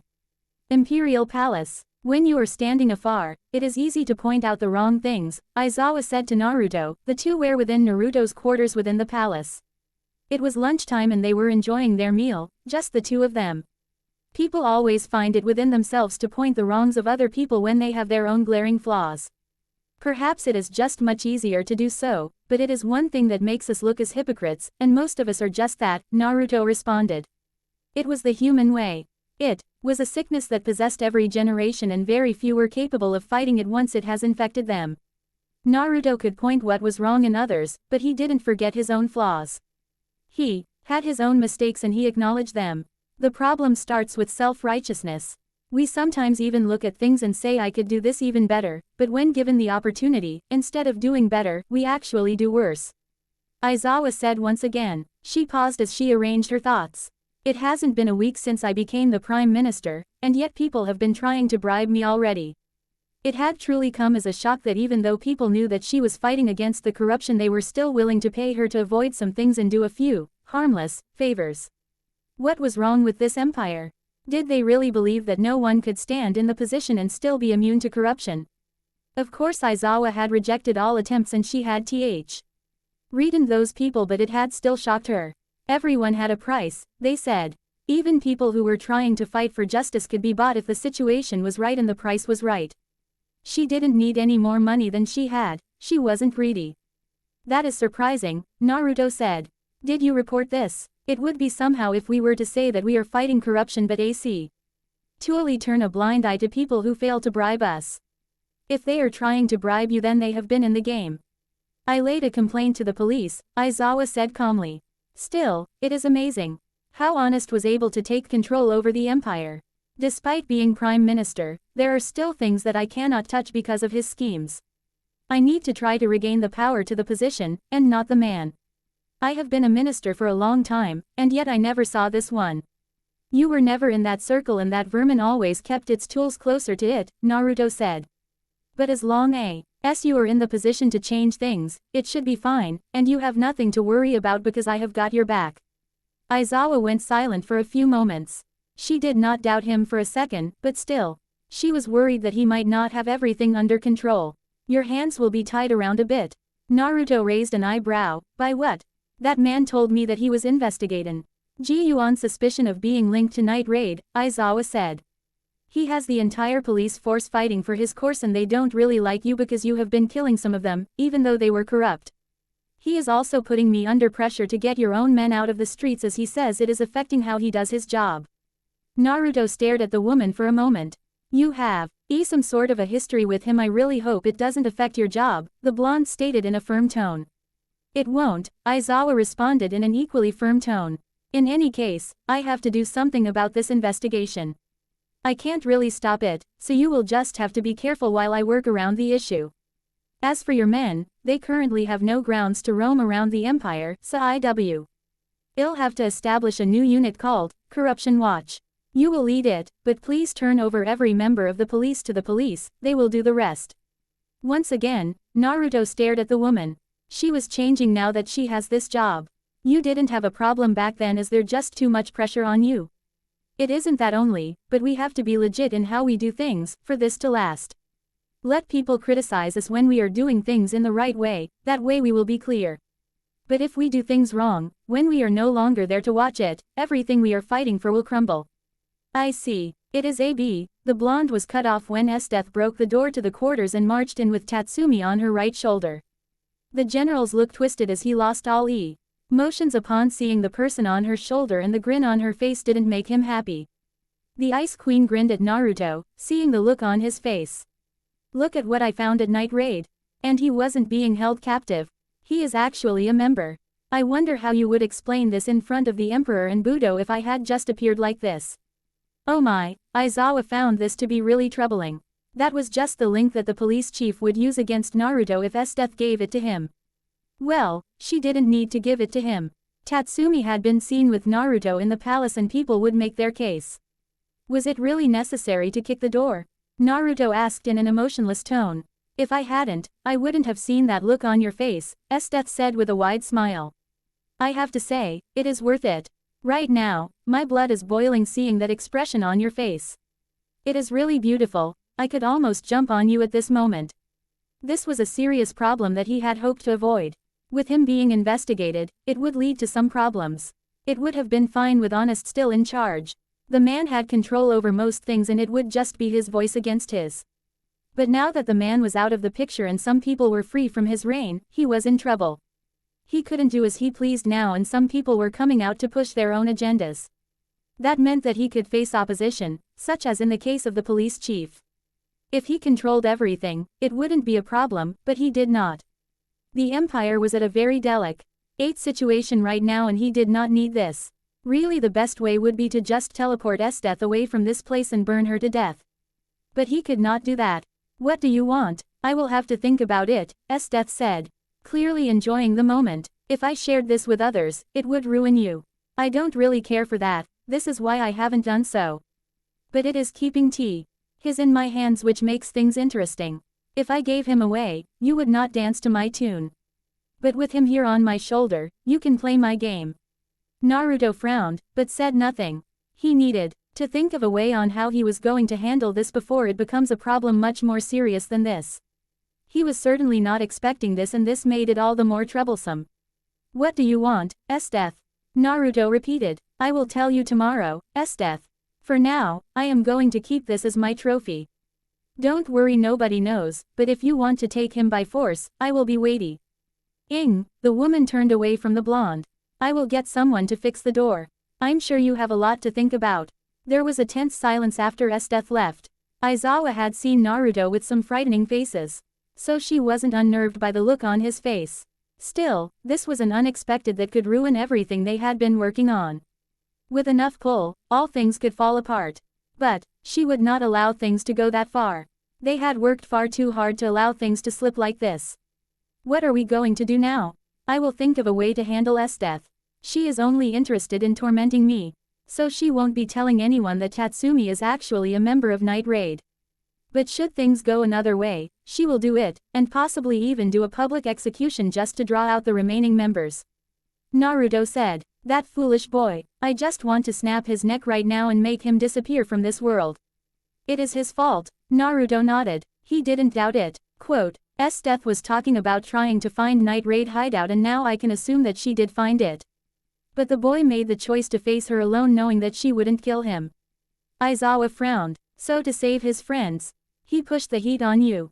Did he really think it through and just didn't care, but only thought of saving his friends? Likely only thought of saving his friends, Naruto said, not the least pleased. When you take someone in and try to help them, they thank you by this. This clearly distinguishes the line between friends and those who can be sacrificed. I thought I was doing something good for him. But between the Empire and me, he chose his friends. This can ruin my plans. If it ends up coming to that point, I will execute him myself and the friends he was trying to protect. You're not serious, are you? Maybe I am a little ticked off, but if stands to say that he was thinking, screw General Black, my friends have to live, he wasn't just raising that finger to me, but to my plans, my pain. Akane's death, and Mia's death, that would be unforgivable and worthy of a cruel death, Naruto said in a flat tone. He then stood up. Don't go to Esdeath. Just continue doing your work. I am going to relax my mind and see how to get out of this mess without having to kill people in rage. Is this really it, Aizawa? If I am ruined now, there will be no coming back. You do realize that my actions before amounted to a trial in military court. If something big comes again, I won't be able to survive unless I brainwash Makoto. What will likely happen is that people will come after me. And you will be removed from your position, the loose criminals will fight for positions. Knowing this, I will not simply lie in wait, I will kill people. Unknown location. Colonel didn't show his surprise at seeing the general before him. He didn't say anything as he just walked with the man within the forest laid with traps and dangerous danger beast, which were hunting down the Prime Minister. He assumed that things were not going well in the capital, but he dared not ask. I have been itching for a strong drink, Naruto suddenly said. But a man has never made most rational choices when drunk, has he? Colonel shook his head. No, he said. In our position, we must always be in a position to make rational decisions, or else we risk losing our lives. We have made sacrifices, and it would be sad for us to lose our lives without making our sacrifices count for something. Naruto was quiet for a few moments as he thought over things. You have followed me, even though we lost Haisuke. I admit, he was the one who connected with you to a certain level. Even so, I have never questioned if I could lead, despite Haisuke having been your leader at most cases. I believe I speak for everyone when I say that you have always been our general and we have always followed you. When we abandoned everything to go into hiding, we made a vow that we would follow you even if we had to march in the very gates of hell, the man said in a firm tone. We follow you because we share your pain, we share your dream of freeing the Empire. We have already seen the changes, and even if some of us have died, we know that they have died fighting for something we all believe in. This is why I cannot allow my emotions to get the best of me, Naruto said with a shake of his head. I must also think about you and the sacrifice you have made for the oath we all took. In any case, I'm taking you back to the capital along with most of our men. Is there something there for us, General? Naruto nodded. At least in this time, you don't have to worry about that sadist coming after you. Aizawa will make a corruption watch unit that you shall lead. She wants me to lead, but I have done enough. It is time for someone to take the lead. I will not always be general anyway. The colonel was surprised. The general didn't do jokes unlike him. He took the man seriously. This was still something to be happy about. I am sure the men will be happy to hear this, General. They will surely be happy. He repeated with a smile. Naruto nodded. Yes, you can tell them that they are going home. And not in the shadows, but in broad daylight without fear of anyone. You can live with your families and some will even start new families. What about you, General? Naruto didn't answer the question. He just continued walking with the man in silence. The colonel didn't ask anything further, but settled for the silence. They walked until they found a bloody vermin shaking beside a tree trunk. The Prime Minister's clothes were in tatters and his skin full of cuts and just pale. I see starvation has been good for your body, Naruto said as he moved closer to the man. Hones. T moved his lips up and down but he could not say anything. Thirsty, Naruto said. I was thinking of torturing and just cutting you into pieces until you die, but I am feeling a little off the weth. At the moment and I just want you to die, Naruto said as he grabbed the man on his forehead and then pushed chakra into his hand. Will you just die? He crushed the skull moments thereafter. You no longer have a reason to stay here. Go and inform the men that they can pack up and start marching towards the capital, Naruto said to Colonel, with his eyes staring at the dead Prime Minister with an expressionless look on his face. Hi, General, the man saluted before vanishing into thin air. Now then, Naruto said holding out his right hand and snapped his fingers. Honest's body burst into black flames and the blonde turned away. With Tatsumi, the night raid assassin winced as he opened his eyes. It was as if he had been hit with something hard on his head, but he didn't remember anything like that. As far as he was concerned, Esdeath had only slammed him down the ground before knocking the lights out of him. Esdeath must have done more for his head to hurt this much. The teen rubbed at his eyes as he looked around his surroundings. He was a bit relieved to see that he wasn't in a prison cell but actually in a room that smelled nice. He wasn't in chains either, which was a good thing. His plan had worked and he was here and now he had to face the consequences of what he did. You're awake, Run said as standing at the door frame of the room holding Tatsumi. Tatsumi's head snapped, pet towards the entrance as he looked at the man. He had seen him before during his time living in Naruto's quarters. From the way the man was looking at him, it was safe to say he knew he was a Night Raid member. Run correct, Run nodded, and you are Tatsumi.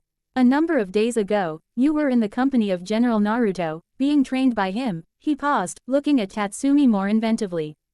General Esdeath may not have said anything, but I know that she caught you with members of Night Raid. Given how happy she was to have you, I can guess that you're indeed a member of the group. What if I was just kidnapped by them? General Black would have gone to look for you and would have said so, Run said. But the official story is that you'd gone back to your village. General Esdeath's joy is possibly in the fact that she knows General Naruto knew you were a member of Night Raid when he brought you in here. It makes me curious though.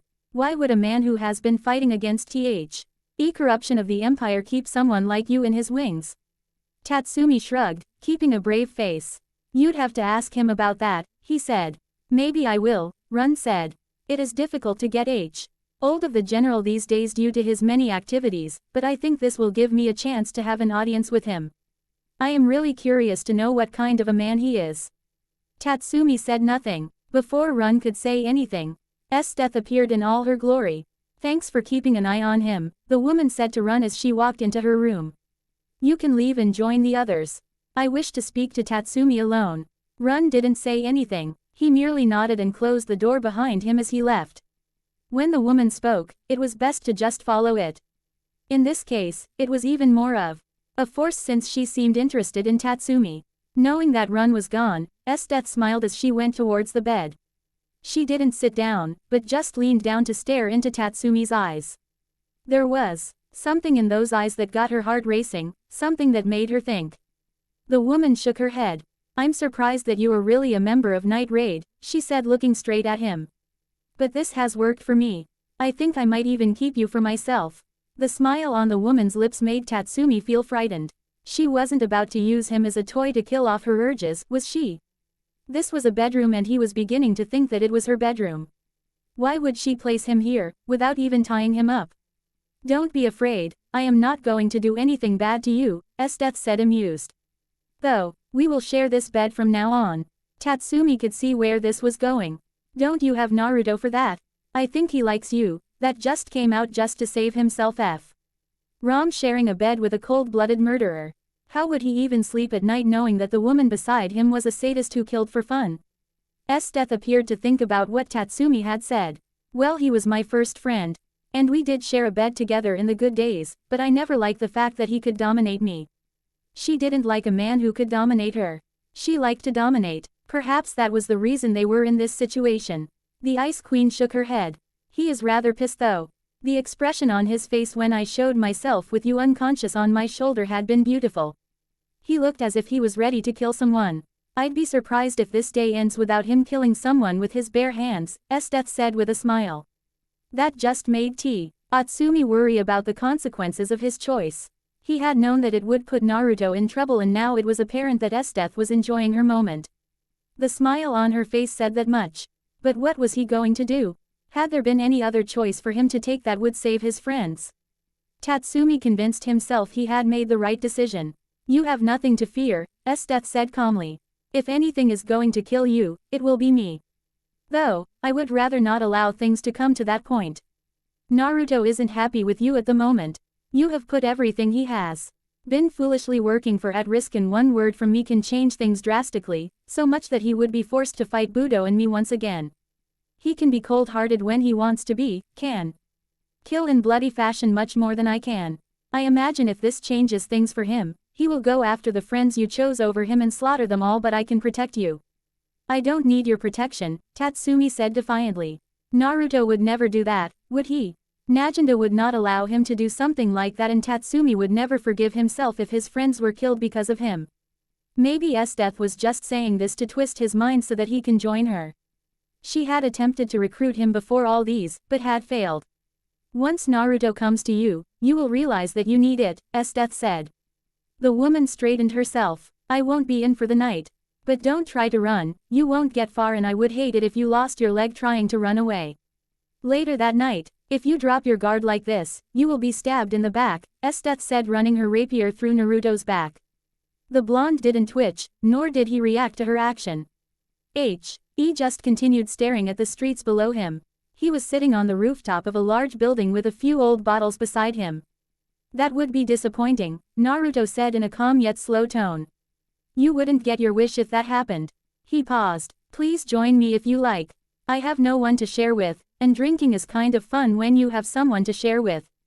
Esdeath seemed to think for a few moments. She was never the one to get drunk. It was Naruto's thing, and he tended to be a nasty person when drunk, but she could take advantage of him. Well, not in this moment though. There were a lot of things happening around. One sip for old time's sake, the Ice Queen said before settling down Naruto's right-hand side. She took the bottle that was open and took a sip, but nearly spat everything out when she felt the taste. It felt like she was drinking something that was a century old. What is this? Naruto just smiled as he lay on his back and stared into the sky. Quote, some stuff I used to drink with the previous emperor. I stole it. Don't tell Budo or else he won't be happy with me. Was it wrong that he was willing to lie down beside the woman who held a card that could change things for him? And not for the better, but for the worst possible scenario. Naruto shook his head. It was fine, he could blame it on the alcohol. Besides, enemies didn't have to fight always. They also needed that one time to just relax and forget about the problems. He has also known the woman for a long time, so it wasn't so wrong. Perhaps now he was only tolerating her, but it didn't change the past he shared with her. No matter where he went, she would always be in his past, and admittedly, the days had been a little fun with her. Know that he would ever admit that to the woman. Esdeath looked down at Naruto with a curious eye. He was awfully calm and much more relaxed than she would have expected. She wanted to see him tormented and burning his brains out trying to figure out what to do in the next move. But he was just relaxed. Well, the fact that he was drinking proved to her that he had a bad day. I guess I can keep the ground neutral just for tonight, Esdeath said after a long pause. Besides, we might never get another chance like this. We are going to battle soon and one of us is going to live while the other dies. Indeed, Naruto said with a small nod. Well, we did have a good run that has turned sour now with us fighting different battles. I'll admit that if we were still fighting for the same course, nothing would really stop us. We could even rule this entire world if we so wished. Quote, if you hadn't changed, things could have been better, Esdeath said. But it is too late for that. There is no turning back now. One of us has to die and I will not be satisfied until that happens. You can say that a battle with you is what I am living for. With Honest gone, I won't have the freedom I used to enjoy under him, so life will become a little boring. I did not change, see. Naruto said calmly. It is the Empire that changed and it brought out what we have kept hidden in the depths of our hearts. If that vermin hadn't taken charge, I would have found you to be more tolerable because you wouldn't have been able to do half of the things you did. You have killed so many innocent lives, the blonde shook his head. Maybe we shouldn't talk about this boring subject. It is depressing really. Silence reigned for more than 15 minutes. Esdeath was starting to feel a little tipsy. One sip had turned into plenty and she had never been drunk before. At least as far as she could remember, but this alcohol was a little strong for someone like her who wasn't used to drinking. What do you want to talk about? Have you ever thought of rough sex before? My encounters have always been gentle, but you're a sadist. I think yours would involve chains, whips and the gnashing of teeth as well as blood. I can just imagine you holding a man in a leash whilst you whip him brutally. Laughing gleefully as you do so. Admittedly, Esdeath paused to think about what Naruto was saying. Naruto suddenly grabbed Esdeath's left hand, forcing her to lie down next to him. The woman tried to resist, but physically, Naruto was much stronger than her, and so, she slammed into the roof, nearly creating a hole. The blonde hadn't been gentle in his sudden pull. When has gentleness been part of Esdeath's vocabulary? Naruto twisted around and moved atop of Esdeath. He sat just below her weight's level, and leaned over to her face. His hand moved from her hand and over towards her neck. It was by no means a gentle hold, he was suffocating her. In response, Esdeath dug her nails on the side of Naruto's chest. She could feel his ribcage as she dug deep, pressing as if she wanted to pierce through and rip through his lung. What are you doing? The Ice Queen asked in a calm tone. Who knows? Naruto responded with a shrug of his shoulders. His face was just inches away from Esdeath's and moved towards her neck. His tongue slid out of his lips and moved towards the side of her neck, but he didn't get to lick her skin as ice formed around neck. Naruto merely smiled as he melted the ice. He moved his hands quickly and grabbed both sides of Esdeath's chest, and then pressed forcefully, causing the woman to let out a pained sound, yet it had some joy in it. The woman slammed her right hand on Naruto's chest, freezing his entire upper body, hands included. It didn't take a second for the ice to shatter under the gaze of the moon. A glittering VIEW that had no beauty in the eyes of the Ice Queen. Perhaps if it had been covered in blood, then it would have been nice. Esdeath moved her hands to grab Naruto, but the blonde noticed her movements and grabbed both of them with his. She tried to push him for dominance, trying to get him off her, but Naruto pushed some power into his muscles, slamming both her hands into the roof once more. This he had put a little more power than he should and the force caused the roof to shatter. The two fell inside, crashing into a cold floor. Aside from non-living things falling, there was no sound made by anything that had life in it. Still atop of Esdeath and pressing her against the floor, Naruto smiled as he leaned closer to the woman once more. This tongue wiped through her lips for a few seconds. As he was teasing her, Esdeath froze both the hands that were holding her, but Naruto quickly melted the ice. Plan B was to form an ice spear from the floor and have it move towards Naruto's right shoulder. The blonde narrowly dodged the attack, but it was still able to cut through his skin, causing some blood to leak. Esdeath licked her lips in excitement. Naruto slammed his lips into Esdeath's just to wipe out her smile. The kiss was rough, not gentle, and Esdeath did not kiss back. Still, Naruto's tongue forced its way into her mouth and danced around with hers for a bit, before the woman bit him. Ow! Naruto cried playfully. In response, he moved away from her mouth and slammed his teeth into her right shoulder, taking a bite. With his teeth still biting, Naruto let go of Esdeath's hands and grabbed her breasts. The clothing that was stopping him from touching the real thing was burned into by black flames. Seeing it not enough, he burnt all her clothes, leaving her naked. Esdeath responded by covering her body in ice. No, Naruto said, slamming his fist into the woman, and the ice shuddered. He grabbed her breasts for real this time and fondled them. As he was doing so, he captured Esdeath's lips once again, and still the woman did not kiss back. Esdeath's right hand tore through Naruto's pants and grabbed his member. It was slightly rough, and as she strengthened her grip on it, There was a certain kick that caused a shiver to go down her spine, one that was of ecstasy. Perhaps it was because the man atop of her was kissing her and fondling her breasts in ways that made her feel powerless. It was for the first time she felt so weak, a little okay with being dominated like this. Still, a little voice in her screamed. She brought out her hand, grabbing his balls.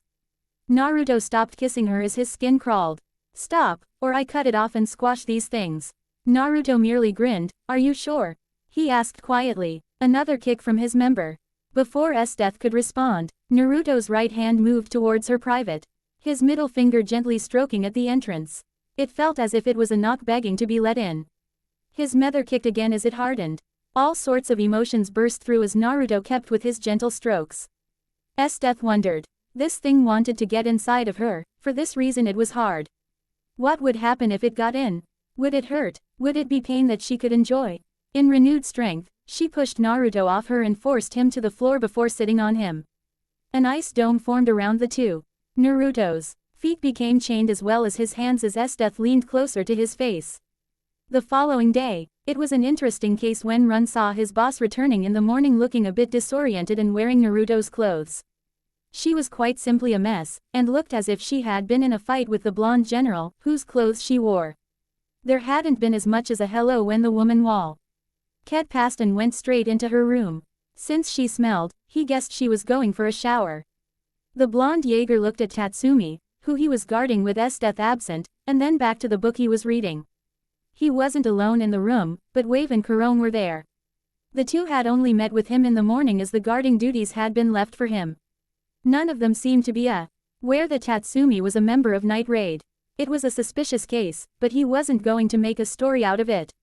The only two people who could have an answer were both Naruto and Esdeath. Tatsum, I would not say anything no matter how much he grilled. Tatsumi looked at the people around him. He knew all of them. Naruto and informed him about them. The interesting one was Kurone, who was Akame's younger sister. It was a sad tale to see that both sisters were separated and one wanted to kill the other, but at the same time, he was learning something about this group. Overall, they seemed civil. Wave seemed like the parallel of him in this group led by Esdeath. He didn't seem so bad. Actually, Tatsumi thought he was a good person. The only person who bothered him was Run. The blonde was full of questions and was always watching him with this eyes that made feel the need to have his guard up. Minutes passed and Esdeath returned from her room, looking refreshed and her usual self. This time she did do her greetings. I received a message from the acting prime minister that an unknown number of General Black's soldiers will be returning to the capital by end day today, Run reported to Esdeath. She didn't say much about what they would be doing, but said she was requesting for peace between the two sides. I've never had any problems with them, Esdeath responded calmly. It makes things interesting though. She added with her eyes all over Tatsumi. This has nothing to do with you. It's likely that it is that woman's reaction to the police chief's pressure that she removes Naruto's men from the streets. But even so, it would give Naruto some support. It was a lot easier for people to oppose him because of his lack of manpower, but knowing that he has his soldiers within the capital. Not everyone would be willing to say whatever they want to say. It would give the man a much-needed power boost. He doesn't seem to get along with the police chief, the general, Run said. Well, his investigation led to that conclusion. The man in charge of the Imperial Police didn't seem to have a problem with his general. Esdeath didn't respond to the question, she just got up and stalked towards the entrance to the quarters and formed ice around the door. There was a loud banging on the door and it made everyone curious on what was happening, but when the ice suddenly melted and Naruto walked in, everything became obvious. You cold-hearted bitch, Naruto growled, glaring at the woman before him. You stripped me of my clothes and left me hanged on a wall. If it wasn't I can do short-distance teleportation, I would have had to walk around the streets naked. I have an image to uphold, you know.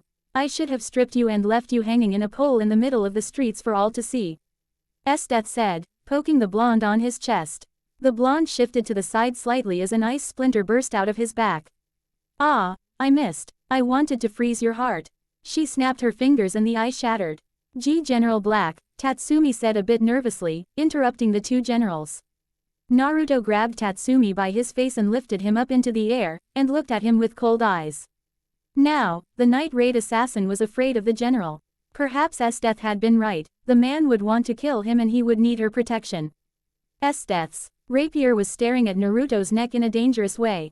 It wasn't all the woman had done when Naruto was grabbing Tatsumi, she had also frozen his feet to the floor to keep him from moving. One Ron, G move and this will go through your throat. Naruto's eyes moved towards Esdeath for a moment before he sighed and dropped Tatsumi to the floor. He twisted around to leave and the Ice Queen followed him from behind. Once they were out of sight, she asked, "What did you want?" "I wanted to speak to the boy, but it is pointless. He doesn't regret his choice," he said. "In any case, once my men settle, I will disappear. If you want to fight me, you will follow me." The moment those words left his mouth, a wall of ice formed in front of him, blocking his path. "What is that supposed to mean?" Esdeath demanded seriously. "I killed the vermin yesterday. Grabbed his head and crushed it. My role was really to remove him since he was the source of corruption. Aizawa is prime minister and with the help of my men, she will restore proper order and I'm sure Budo won't be allowing any more evil to occur under his watch. He will educate and train Makoto as he did with me." Naruto paused, closing his eyes. "With all these, there is nothing left for me. I will just disappear and wander around the world. If you want to fight me that badly, you will follow me." Esdeath just stared at him. "I didn't think that woman would put you in a prison cell." Naruto said. He opened the cell in which Tatsumi was being held. Well, given his last message to her, she must be moving with her plans to do something ridiculous. It was going to be a problem but he would have to solve it because he has no choice in the matter. He wouldn't even be in this situation if Tatsumi hadn't made this ridiculous choice to screw him over despite everything. There wouldn't be much of a problem if he didn't have the police chief to deal with, but that man seemed to have something for him and that was a problem. He would have to deal with the man soon. It didn't mean death, just a talk to see where the wind was blowing. True, the man could not touch him because the Imperial Police had no jurisdiction in military. As things stand, he was a military general. The man could make some noise, which could be a problem. Not just that only, but what if Esdeath decided to take the matter step further and press on with military court? By herself she could not do anything, he was too big for her to handle alone in that way. Tatsumi looked up to the blonde general. His body tensed as the man placed a stool in front of him and sat on it. "I'm very displeased with you and really, I have considered killing you. If I kill you right now, it would leave no evidence of your connection to Night Raid and I would not have to worry about my plans to make this empire a good thing to its people being screwed by a naive little child." That time with Esdeath when he had grabbed him by the throat, he had looked pissed off, but not like this. Esdeath was right. Naruto wasn't happy with him. But what did he expect? Even so, Tatsumi did not regret his decision for a second. His friends were alive because of it and that is all that mattered. Really, is it all that matters? Naruto asked as if he was reading Tatsumi's mind. The Night Raid member blinked at this but put on a brave face. "I'm sorry, but I had to do it. It was the only way my friends could live. If I had not done it, they would have not have lived. Because of this, I saved Naginda's life. Isn't she your friend?" He should be happy that Esdeath had not killed Naginda. They were friends, and really close. They have known each other for a long time after all. It wasn't his reason for doing what he did, but it was still something to consider because it was actually that way. What does Naginda's life compare with the sacrifices my men have made for this empire? And not just that, but everything I have planned so far. The empire is in my hold, even though I am unable to do whatever I want. But I am progressing well enough to clean the corruption. The vermin is dead, major problem solved, but if it becomes public that I have links to Night Raid, I lose everything. I was forgiven once, but not for the second time. People will think that this good guy act is just an act and I want power for myself. It was completely false, but people will believe it if someone pushes it to their heads. The good work I have been doing could be undone within seconds. I ask again, does Naginda's life, or any of your friends compare to that? Tatsumi stared wide-eyed and slightly terrified. The black eyes that were staring at him were just like a bottomless dark pit and the cold tone the man used just sent shivers down his spine. The reality was that the man was saying he wouldn't have cared or it would have been better if Naginda had been killed if it meant saving his plans. How could he imply something like that? Esdeath was right again. Naruto was a cold-hearted person. If he was willing to disregard Naginda's life like that, then what was stopping him from hunting the rest of his friends just to be in the good graces of the empire's political powerhouses? Yes, if he was forced to prove his innocence, he would have to do it by hunting them down and bringing them back to the empire, dead or alive. At this moment, Tatsumi thought that the general would actually do something like that. But it was his fault, wasn't it? Maybe the man was cold-hearted, but everything he has done so far has been for the good of the empire, and he was saying that it would have been better if his friends were sacrificed for this empire. The very empire he has been willing to die for. Even so, Tatsumi did not regret his choice. Night Raid would not fall so easily, regardless of who the enemy was. I made the decision I felt was right. If I had not done that, they would have just become toys for General Esdeath to torture and then kill. It was within my power to save them from that reality, Tatsumi said. His tone wasn't firm, it was low and quiet. What a naive fool, Naruto muttered. You could have ruined everything I planned. That is something I will not forgive. I swore that I will purge the evil in this empire. A naive child will not ruin my plans. I'm sure that is something that Naginda acknowledges as well. Without even a warning, Naruto grabbed Tatsu. I by his face before lifting him up as he stood up. I lead an army. They have sacrificed their happiness for this plan, and 1,000 soldiers' lives are much more valuable than yours. Since Esdeath has placed you here, I'm going to be getting questions over my involvement with a member of Night Raid. Some people will doubt my word. The chief of police will have more than enough reason to attempt to undermine me.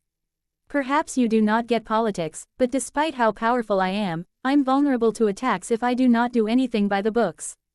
Unlike the vermin I murdered, I am trying to build a structure founded by acceptable rules.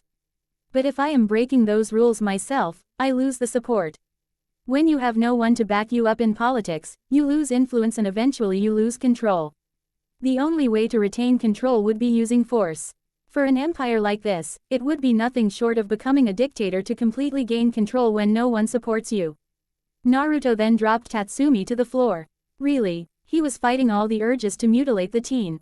If it had been back then, he would have turned him to ashes long ago, not even bothered talking. Things were in jeopardy now. He had thought that Esdeath would hold on making Tatsumi a prisoner of war.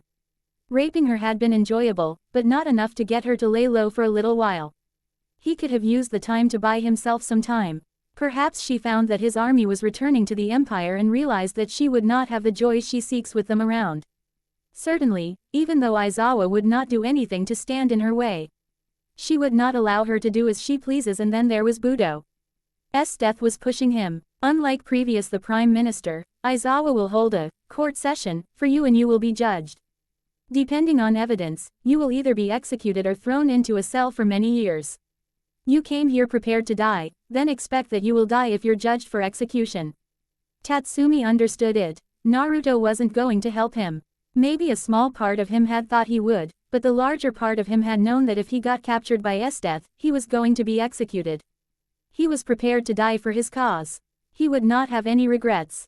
He would die knowing that his friends had survived because of his sacrifice. If I have to die, then I will accept the judgment. Tatsumi said in a firm tone. Naruto did not respond, he merely walked out of the cell. As he turned a corner, he found Run leaning against a wall, hands folding across his chest. General Black, the Jaeger said to the general. Naruto didn't stop walking, he spared the blonde a glance before continuing walking. Run followed from behind for a few moments before walking by the side of his fellow blonde. Forgive me for eavesdropping, I just could not help myself. I assure you, I am not a spy or anything, I am nothing more than a curious servant of the Empire. What do you want? The general asked. Well, more like demanded. He didn't have the patience to deal with mundane talk and people who like to go around the bushes to get their messages across. He knew that Run had been seeking an audience with him. There was just never the time for him to entertain it because he was never really at one place. With each passing day, he covered hundreds of kms. It is apparent, that you knew that Tatsumi was a member of Night Raid before you brought him here. It is going to create a lot of trouble. Still, it surprises me that you'd work with Night Raid despite all your efforts to weed out the corruption within the Empire, Run said calmly. Still, with what the man had just told Tatsumi, it was safe to say that he didn't really care about them, or he just didn't put they lives above his quest of saving the Empire. Run could certainly understand something like that. For a soldier, nothing else mattered than serving one's country, well, at least for soldiers who dearly loved their homes and zealously fought for it. His superior was a different matter altogether. He could say that Naruto fought for the good of the Empire. Military records prove as much, and those who Knew him before he disappeared to say that as much as the Emperor favored him, he fought for the Empire. Esdeath had a different agenda. While she cared for her men, it was truly difficult to say a confident conviction that the woman fought for the best of the country. She was most likely just going after her own interests. But what did it matter? She crushed the Empire's enemies and was faithful to it. Run could not complain. Who said I was working with Night Raid? Naruto asked, looking at Run at the corner of his eyes. Run blinked. The general wasn't actually asking who had told him that he was working with Night Raid. The question was rhetorical. It was possibly suggesting that the assumption was false, and even though he had connections with them, he wasn't working with them. Is that what he was suggesting though? With the evidence I have, I thought that was the logical conclusion, Run said. I do not work with them, Naruto said. He didn't go as far as to say that he had connections with them. He wasn't stupid to say something like that even if Run had been listening into his conversation with Tatsumi. I merely took Tatsumi from Najinda because I thought he had potential to become something great for the Empire.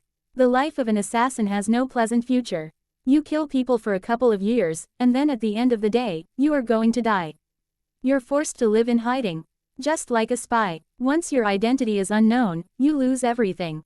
I thought perhaps I could teach him something, and maybe Budo would as well. There are not a lot of good leaders in military these days. People's morals have become corrupted and many soldiers do not know what it means to really serve their country. Run went silent for a few moments. This was certain. The kind of thing he wanted to hear from the man.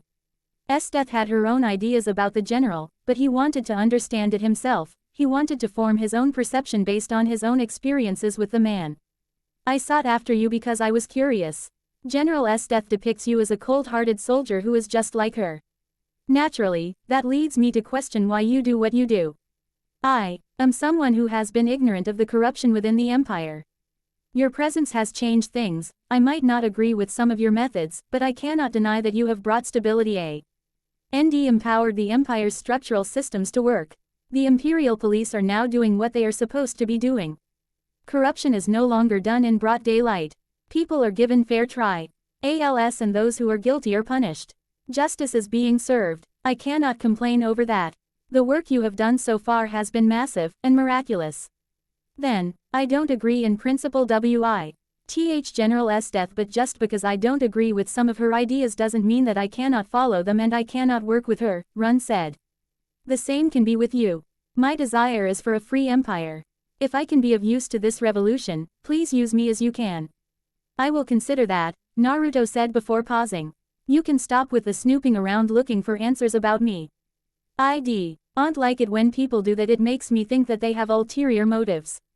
I think that is something that we cannot run away from, Run said. Because we are humans, we will always have some thoughts hidden. It doesn't necessarily mean the thoughts will be evil, but we always think of the possibilities of going astray. In any case, my intentions are purely for the good of the Empire. What were you doing before coming to the capital? Naruto asked calmly. He knew that Run wasn't raised here. People from here were different. It wasn't just that only, but he made sure to know the origins of most people living inside the Imperial Palace. I was a teacher, Run said. As teacher, you must know that it is possible for someone to believe that they are doing something good while actually doing something evil. There are people who do evil without even realizing that they are doing evil. They wholeheartedly believe that their ways are right and anyone who believes differently is wrong. In some cases, doing what is purely for the best of the Empire doesn't necessarily mean good for me. You may have your own ideas about what is good, which is completely opposite to my ideas. Naturally, you will try to erase that. There have been people who have gone say that they are right and that the world is the one that is wrong. If the heart was convinced that what the mind deemed to be right was actually the right thing to do, then everything else would be wrong, and such people were truly difficult to break. Esdeath was another example. Her father had taught her a principle that she has carried even after his death. In her view, her way was right. One could fault her upbringing, but it didn't mean that she wasn't guilty of all the actions she has taken since then. She was culpable and has refused to change, thinking that it was those around her who needed to change. The human mind is indeed an interesting thing, Run said. I understand what you're saying, but I have no thing that would disagree with the laws of this empire or lead me to oppose you.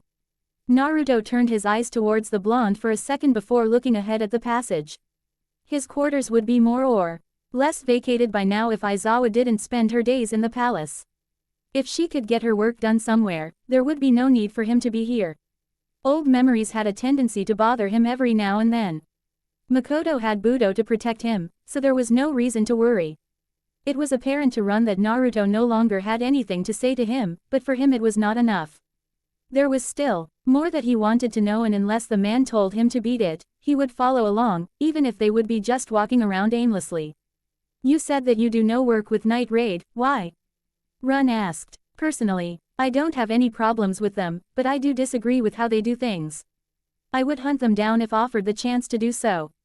I don't believe their actions amount to much. Even if I would agree that the empire had been driven by corruption, I would still not follow them. Naruto said with a raised brow. If they were using past tense, it meant that he was working. It meant that he was doing something nice. He wasn't going to smile, but he felt a little proud that his actions had brought about this change. He knew there was change, but when hearing it from one else who had no connections with the plan, it was something else. There was still more work to be done. Well, he was still here for that reason. I have grown interested in your side because you actually doing something that is working, Run said firmly. To dismantle a system, you have to understand it, and not just that, you cannot do it from the outside. To bring down something strong, you hit it at its foundations. The foundation of the corrupt empire was the former prime minister. You have removed him, and made actions to ensure that the imperial police are doing a job they are hired to do. The law is good, but if the people who are empowered to enforce it do not follow it, it becomes useless. I can see that even you are trying to follow the laws.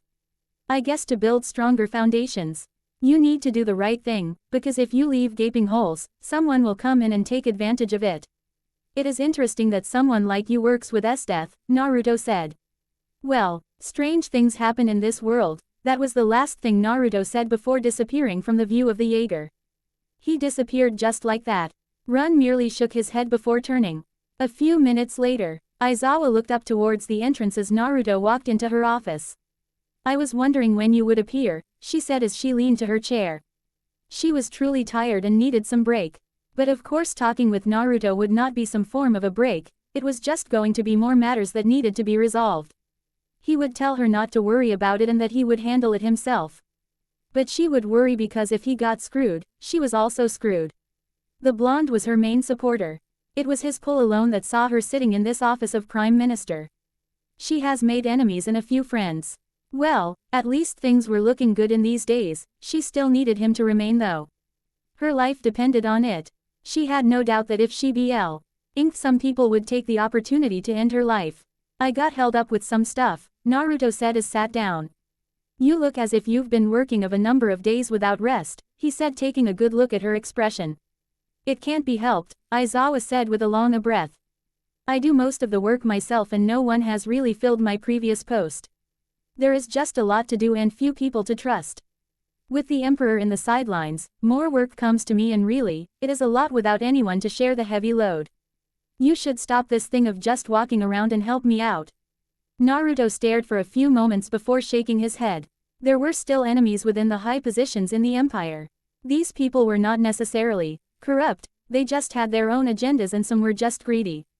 There needed to be a reason to purge them, but if it was done without thought, it would result in a revolt. That was something that would just create a smoke of confusion. At this moment, Naruto didn't want anything to confuse the work he has done.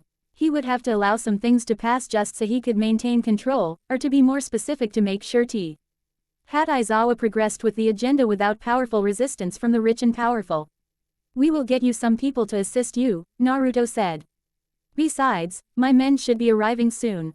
There won't be anything big or a parade. They are going to return in small groups. Some of them won't be known to be soldiers. This will just ensure that their numbers remain something only known to us. The IR appearance should give me some breathing space. How is going with the restructuring? We have already completed a draft proposal for the changes. We are just lobbying it, but that is just a farce really. It doesn't matter if the majority of them like it or not, we will still present it to His Majesty for approval. Most people with power won't agree to it, but good and honest people will agree to it. If the Emperor approves it, it should take about a month or less for us to be able to enforce the changes. That is when my men come in, Naruto said firmly. The law of a weak person will not be followed. A law is only good when it is followed and has enforcers ready to make sure that it is followed. Decisions have so far been made on a whim and passed unfairly because one person is in control. But we must create a system that balances things to ensure that what happened before never happens again. Royalty will be in power, but the people must also have the voice to speak. This is a way to make sure that the monarch stays in power, yet giving people the chance to feel as if they are able to elect who should lead them. I really hope that this will actually work. It will, Aizawa said confidently. I spoke to the chief of police. He assured me that I can have his support and that of the police. Maybe because it gives him a little more power, but we do have his support. Everything else looks good, but the woman paused for a moment. The problem is the Tatsumi matter. That is a problem. It was fine when Esdeath had kept him by her quarters. I didn't think she would change things though. People already know that he was by her and before that, he was with you. She simply gave the reason that she had kept him by side thinking that he would give up the location of his friends, but the question about you remains one glaring fact that we must treat delicately. Naruto nodded. You never had any connection with him, so for your part it is fine, the blonde said. Quote, questions will come to me and I have to figure a way of answering them without making a fool out of myself. There are people who look up to me, and if I disappoint them, we lose their support. We cannot afford to look like hypocrites. Then, how are you going to deal with it? That man has already requested to see you. Naruto frowned. What does he want? I don't know, but I think he might pull off something ridiculous, Aizawa said. But Tatsumi is the only link and it depends on what he says that will make a firm case. Facts and evidence matter in the rule of law. Still, what would you do if he said he was arresting you for being in suspicion of being an informant of Night Raid, even though he can't legally touch you because of your ranking? That would surely test so many things. I have executed many people without even producing evidence, but because they were caught in the act. We are trying to say that we are all equal before the law, so to those who have been backing us with everything. What will it say if that law has double standards? I must play the part if it becomes like that. We don't want to give the enemies ammunition. I doubt Budo would stand still if I refused to cooperate. Still, our support will not fade from something like this. It is only our enemies who will feel energized by this. Nevertheless, we can get more followers by proving that even we are willing to follow the law that we are creating. Aizawa stared at the blonde for a few moments as she pondered a few thoughts. How about I speak to him for you? Do you really think it will change anything? Naruto asked. If she thought as much, she would have gone to him before he came here. No, Aizawa said in a resigned tone. I want to help you out though. You have always protected me, fulfilled my desires and stood by my side regardless of what. There is a time where I feel that I must help you, but given the circumstances, I cannot do much. There is really nothing that I can do without compromising myself, the woman said. It is fine, Naruto said. This is actually one of the few problems that we have stumbled across. You can say it is a make or break moment for us. If there are players out there who show no fear, they will reveal themselves and this will become a real battle. It will either make or break us, the blonde said in a firm tone. But if things spiral out of control, you will be forced to leave again. You can't leave now, I still need you. Naruto shook his head. I have done my part. You can still forge ahead without me. My men will be at your service whenever and wherever. Budo will surely not allow things to get out of hand as he did before. It would certainly be a massive failure. And Esdeath, if I leave she will follow me, Naruto said calmly. With how we are setting things now, the empire will be different soon. That also includes how we deal with neighboring nations. For Esdeath, there will no longer be any fun. I think she realized that much. Her decision to throw me into the wolves. Aizawa didn't like the sound of it. It would be good if Esdeath goes away, but personally, it would not be good. She was going to lose a partner, and if he does go away, it would years before he does appear in the capital again. That was a problem for her. Let us not talk about that, Aizawa quickly said. Naruto shook his head before standing up. I am going to speak to Budo about some things. I might see you tomorrow at the latest. But I cannot go away as Night Raid will likely try to rescue Tatsumi. If that happens, I will have to play my role. With Budo, it wasn't a lie to say that Budo was surprised to see Naruto inside his quarters. How many years has it been since the blonde last stepped into this place? Since his return from the dead, he had yet to step in, so to see him here, without even been summoned, was something that brought a raised brow in his expression. Are you here to attempt a murder? The great general asked in a calm tone. Naruto raised an eyebrow, but he did not comment until he had sat down across the man in the comfortable sofas that were still the same thing he saw when he last came here. He looked around for a bit. Nothing much had changed. But it was a lot more quieter than it had been when he was living with the man. Perhaps it was because those were the good days. The mighty has certainly fallen. Naruto looked back at Budo. The man was still staring at him unblinking, waiting for a response to his question. You don't have to be so cynical just because I have come here, the blonde said with a wave of his hand. Well, considering everything, it wasn't being overdramatic from the man. He had confessed his dislike for the man for a long time. You wouldn't come to me for help. I'm certain you'd rather lick Esdeath's boot than seek help from me, Budo said. Naruto laughed at that. He found that to be very amusing because really, it was just amusing. Even though Esdeath herself has dreamt of something like that happening, she would be truly shocked if it happened in reality. Uzumaki Naruto did not go that far, and he would not go that far, especially before Esdeath. The woman would surely be disappointed because she expected something more from him. Believe me, even though I'm not fond you, I would rather beg you than go to Esdeath. That woman would likely cut my head off than honor my request, Naruto said. Despite everything, I still do hold some amount of respect for you. I conquered the battlefield in my younger military days because of the lessons you gave me. Budo stared for a few moments before shaking his head. I have never been able to understand you. Well, I guess it is too late for that, the man narrowed his eyes dangerously. Have you come here because of what I have been hearing? If so, you're not going to get my help. Naruto snorted at hearing that. You're rather quick to throw me under the bus, Budo. You have always been like that. Not once have you defended me. Not once have you come to my rescue. Your cold eyes have always looked at me from far, the blonde shook his head. That hardly matters anyway. I don't need your pity if that is what you think I came here for. I will admit I was a little hard on you, but you turned out great and I should have acted when things started to get bad. But after what you did, I really didn't have any choice. Naruto's eyes flashed black for a second. Akane wasn't just some random girl, she was family to you. And yet, you did nothing even when we both knew who was behind her death, the blonde shook his head as if to calm himself from exploding in anger. When I came back, I really thought it would be good for the Empire if you just dropped dead. Really, I would have celebrated your death. The danger in those eyes, Budo didn't comment on it. It was pointless trying to focus on something that could not be fixed. He understood that his relationship with Naruto could never go back to the way it was when the boy first came to live with his family. Those days were all over and facing him was the reality.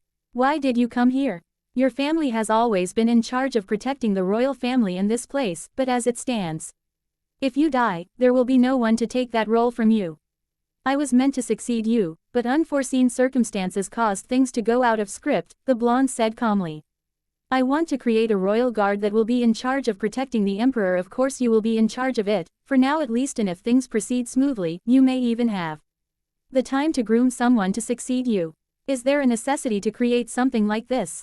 We already have royal guards, Budo said. And what do you mean by, for now? Well, Makoto is still a brat. You can't give him that kind of responsibility. Once he has grown into a fine emperor, he shall take control of it. For now, he still needs to learn the things people have neglected to teach him. The reality of the things he has already faced will help ensure that he understands things quickly, Naruto reasoned. We need to ensure that he is able to act independently. His personal guards will make sure that those who get close are screened thoroughly and do not try to take advantage of him. Budo was silent for a few moments before speaking. Tell me, Naruto, what is your relationship with Night Raid? I don't have a relationship with Night Raid, but I am still on friendly terms with Naginda. Unlike you, I don't discard people on a whim. I understand her reasons very well, but as you have seen, I have a different way of doing things, Naruto said calmly. That boy, I took him from Naginda because I thought that he was better suited to be trained and not waste his life with playing assassin. To me, he was like someone with the potential to take my place, but I was wrong. He is stupid, the blonde responded firmly. Are you going to arrest me now? Budo shook his head. I have not known you for lies, the man said. I believe what you're saying, and your actions here force me to overlook some things. However, just because I am overlooking this doesn't mean that I support you and will stop the hunt for those people. they will still be hunted, and if you're found with them, you will be hunted as well. It is as simple as that. Naruto smiled. That is unlike you, he said. But I get things now. My actions have done nothing but benefit the Empire greatly. That vermin is gone, we are escaping the knife's edge, and steps are being taken to ensure that Makoto's kingship is protected, and he is turned into a king rather than a timid child who doesn't know nor understand anything about how things work in this world. If someone said they were disappointed in me, then they really don't love the Empire. This is still going to be a problem. Other military generals have not said anything, but should the pressure continue, we may convene to decide what must be done, Budo said. But it seems that you are prepared for whatever you have to face. In any case, you have done well. I'm sure the old man would be proud of everything that you have done for his son and the Empire. I could not have come this far, the man added in a calm tone. He had been so focused on just removing enemies that were outside the Empire that he chose to ignore the rotting problem that was within.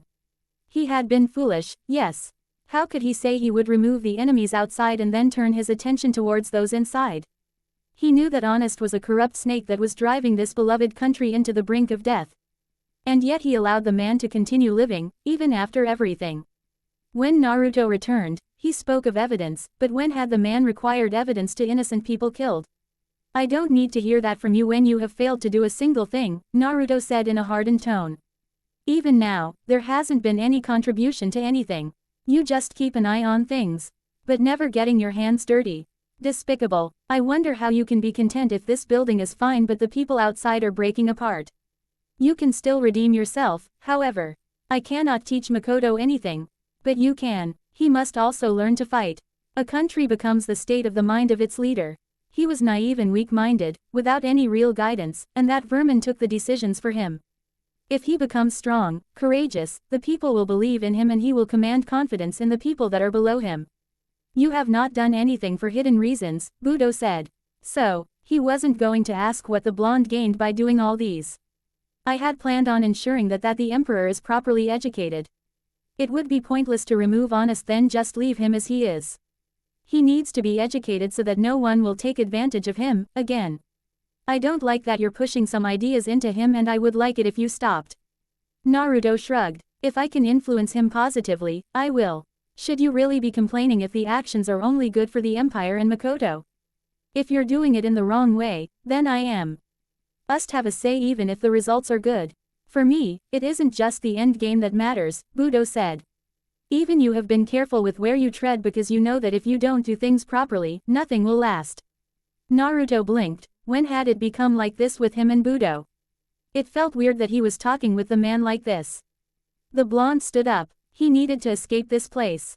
It was nice talking to you, Budo, and I hope you will play your part this time around. I will kill you myself if you remain useless. I'd like to see you try, Budo responded in hardened tone. Become useless and I assure you, it won't be an attempt. I will succeed, Naruto promised before walking away from the man. About an hour later, Naruto was sitting on one of the buildings within the capital with Colonel beside him. The others had already arrived in the capital and were already seeing their relatives. They would be given some time to rest and enjoy themselves before they would be given their assignments. They'd return to continue working after all. It feels refreshing to walk within the lights once again, the man sitting beside the general said. But the best part is seeing this country free again. It is a pity that Hyusuke was never able to witness this. He gave his all for the redemption, but we are all here to witness it for him. When we do get to the afterlife, we shall share. Do you believe in such things? The man didn't respond until a minute passed. Not at all, he said. I believe life ends when you die. I have no thoughts in everything afterwards, that's the kind of thing that people tell themselves to make themselves feel good or to sleep better at night. We have experienced a lot, we don't really need that. That makes me wonder why I was even saying it, the man finished in thought. Naruto shook his head. This man was nothing unlike Hyusuke, but he was all right. I'm not sure if this will suit everyone, but you will draft about 50 of the best. They will work closely with the Emperor, protecting him, watching those who are close to him and act appropriately. For now, Makoto is currently relieved of his duties, so they won't deal with him. However, I do recommend appearances before him to build some level of trust. Another 50 will guard Aizawa and monitor the situation around her. I know you're soldiers, but you have the time to add up to your new roles within the changing society. Besides, if she doesn't have her own guard, she might be in danger. You can never know what will happen tomorrow, especially when you're dealing with humans. Those who wish to retire can retire and focus on family, and those who wish to remain in duty will do so. They shall continue operating underground as the Army of Black. Even if I do disappear, when I come back, I expect the army to rise from the dust of purgatory and lead me towards the new enemy that we must purge. Colonel looked up into the sky for a long minute before responding. You're leaving, he said. Not really surprised. I wish I could say that the men will be disappointed in any case. Even though I will be left in charge, I will never take your place, General. However, I have one request, the man said. Do not leave without talking to them first. Maybe a speech will do. I will send a message for the man to gather just outside the capital by in 2 nights. It no longer matters if the people will know our numbers. But this is something that must be done, General. It will help for them to know that their general is still alive and well. Even though there have been changes. But your care for us has not changed. It will help with the morale and boost the confidence in our service to the Empire. Naruto was silent for a few moments as he absorbed everything. Fine, he said. I shall see them then, and we shall dance in the eyes of the flames of purgatory for one last time. Outside the capital, Naruto sighed as he came to a halt. This is unlike you, Asi, the blonde called out. Since when did you become a stalker? Are you perhaps tailing me thinking that I might just drop my guard?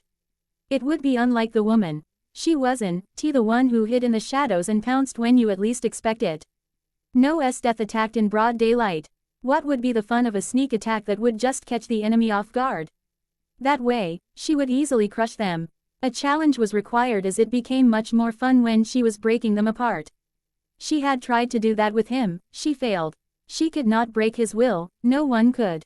Esdeath could try everything, but she could nor break him. Breaking her was another thing that Naruto has never considered for a moment. The woman was just in a way that if she was defeated, she would accept it as having been weak and devoured by someone strong. I just thought if I followed you, you would lead me to Najanda, Esdeath said as she landed a couple of feet away from Naruto. She didn't get closer, but remained a good distance away from him. Naruto smiled, noting that she was deliberately not moving closer as if she was afraid of something. I'm not going to pounce on you like last time, he said calmly. Don't be like that, I thought we enjoyed ourselves. You didn't seem to have any complaints when I was behind you. I never thought you would cry like that though. It was rather arousing, no wonder I didn't want to get off you. It couldn't be helped, it was my first time, Esdeath wanted to say, but she swallowed her thoughts. You just caught me by surprise. It was unexpected, though I never thought I would give myself to you. The thought disgusts me. Really? Naruto asked as he took a step toward the woman. Don't think of doing anything funny, I won't hesitate to cut it off this time. Naruto looked amused. This was the thing that made you surrender, Asi. To say that I got you behaving like a girl wouldn't be an exaggeration. Esdeath flashed in front of the blonde within seconds. She pushed him toward a tree and stared. I don't really like this subject, cut it off. It is never going to happen again. Naruto didn't lose his amusement. I think not, he said. But I should stop here before you attack. Which at this point, I don't think I would be able to resist fighting back. Since I have seen you naked, I would rather not end up killing you, so why are you following me? I got bored, Esdeath said. Honest is no longer here to keep things interesting. I'm sure things are going to change and I am not going to be allowed to do as I please. As long as I got what I wanted, I was willing to do anything for him. I understand that without him, I will no longer have that passage. Besides that, I wanted to see the expression on your face since I put Tatsumi in a cell. He wasn't going to become mine. After everything, so there was no need to keep him by my side. Hunting down Night Raid has also stopped being fun. At this stage, only you matter. I feel touched, Naruto said. It is something else, isn't it? I have grown used to you that I cannot get mad at you for doing what you did, even if it could cost me. If you were someone else, I would have surely murdered you, but because it is you, there is no anger in it. Esdeath narrowed her eyes. It almost feels as if you pity me, she said. Naruto quickly shot that thought down. If you were crippled, had any way to kill yourself stripped away from you, and then made to suffer for eternity with the people you have tortured and killed paying their respects, I would not pity you, Esdeath. I don't even know if I am capable of that much. The blonde added. The reality is that we have known each other for far too long. I know you, understand you, just as you know parts of me that other people don't think even exist. Esdeath stopped to think. She stepped away from the blonde before facing the heavens for a long minute. I have never really cared about most things, but truly, you were my only friend. Now that I have given myself to experience love, I have come to understand certain things. Naruto's eyes turned towards the woman for a moment, they were just dead of any emotion. Do you really think you are capable of loving, Esdeath? He asked in a lifeless tone. Even without looking, I can feel the lifeless look on your eyes. I have to say, it sucks the joy in me. I have never come close to that, but on that note, shouldn't I be asking you the same question?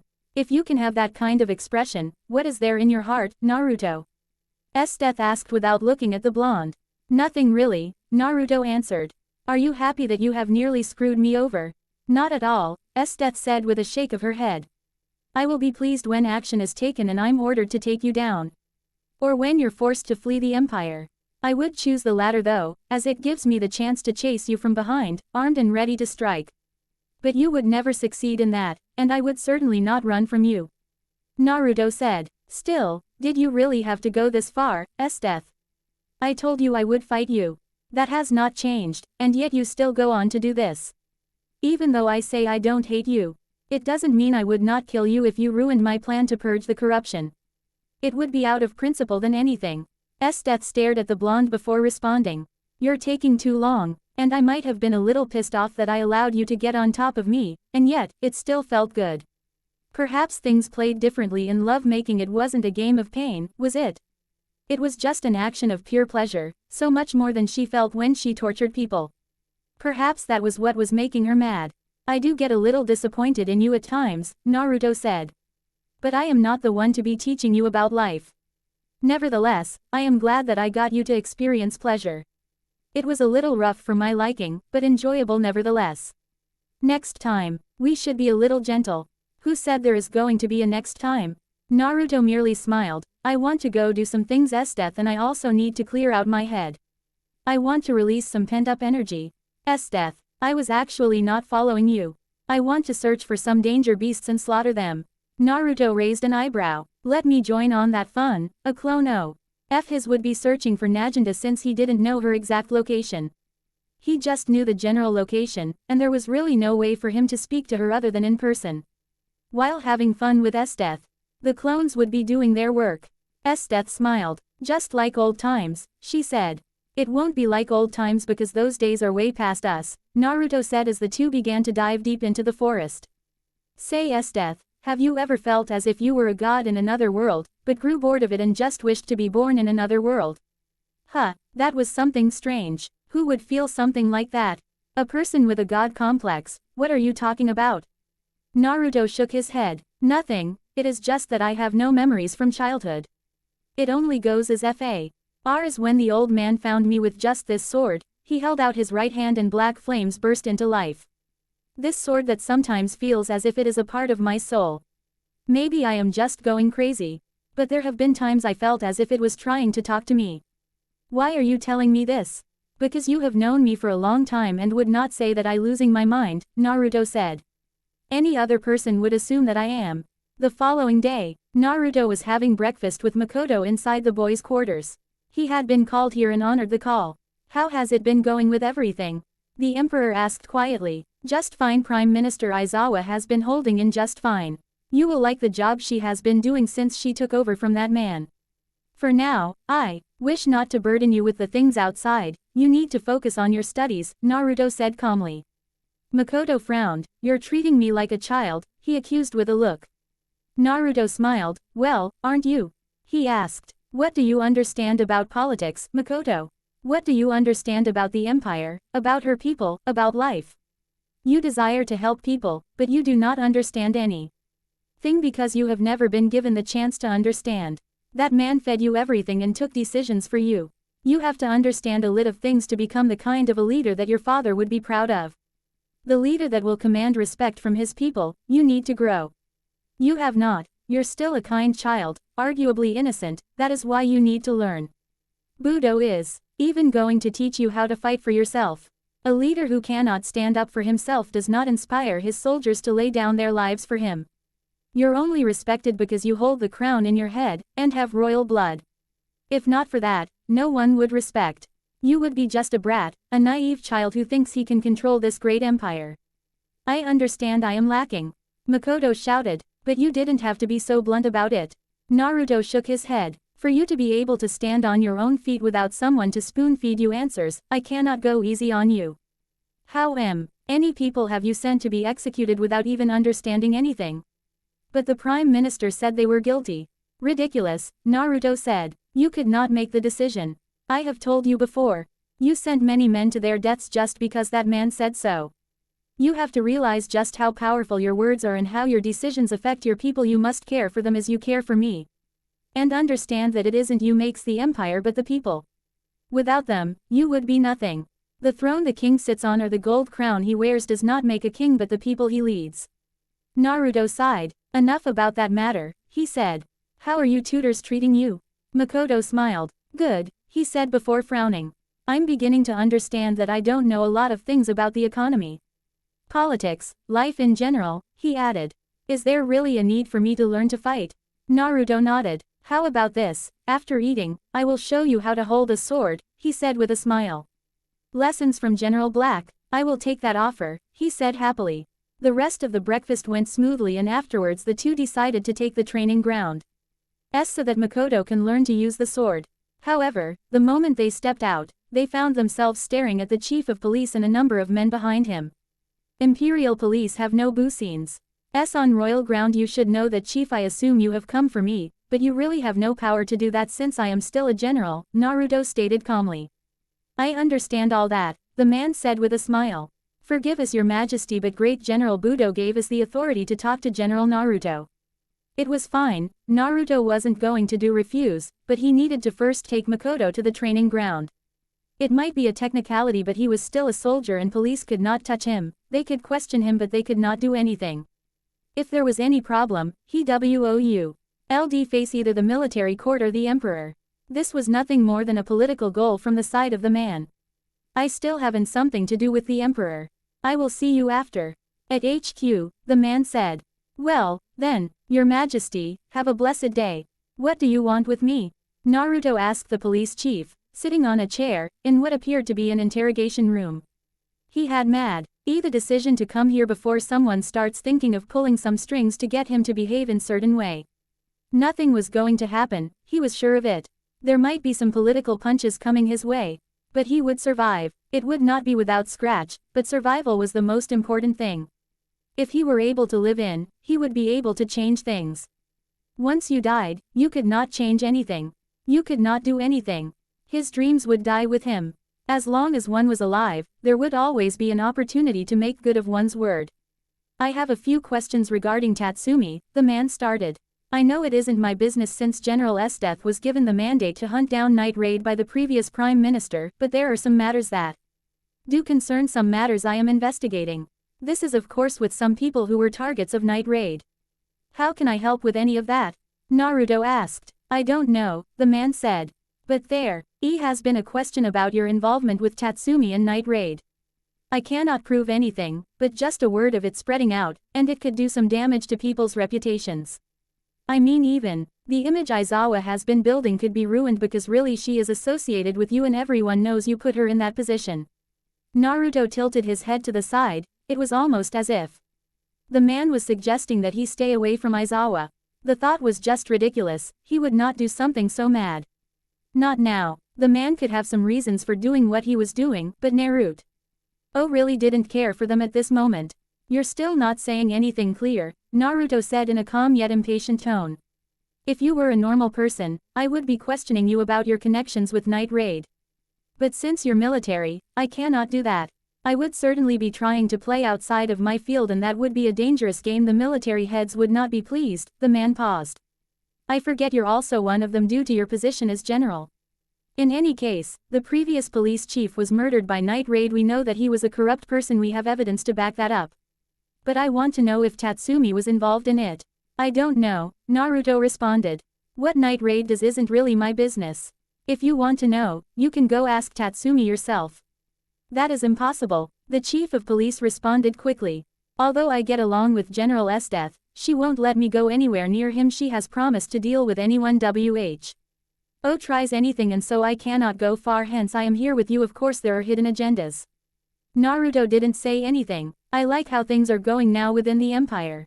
My department has enough reach to stop corruption from spilling out of control once again. Aizawa's position cannot be taken from her by anyone. She has my support and many other ministers. There is one little problem, you, General. Naruto's expressionless mask went out in full force. Where are you going with this? I know I cannot do anything to you, General. Now, only the great general can act against you, but I still went ahead with this. It isn't because I have anything against you. Yes, I wanted to score a political point. With this, I become known as the man who doesn't fear General Black and actually went up against him. It raises my standing within the political cycle. The truth is, I am afraid of you. Nevertheless, I think you have done enough for the empire. You must allow Aizawa to do things on her own. Someone like you cannot lead a trouble-free regime. You have fought the evil, and it is now weakened, but we can finish it without you. How amusing, Naruto said, not the least amused. Anything else I should know? After your disappearance, I was intimate with the current Prime Minister. I was however powerless to protect her when Honest went after her life. Yet, there seemed to be some invisible forces that were protecting her. However, I have the power to protect her. You don't love her, the man said in a firm tone.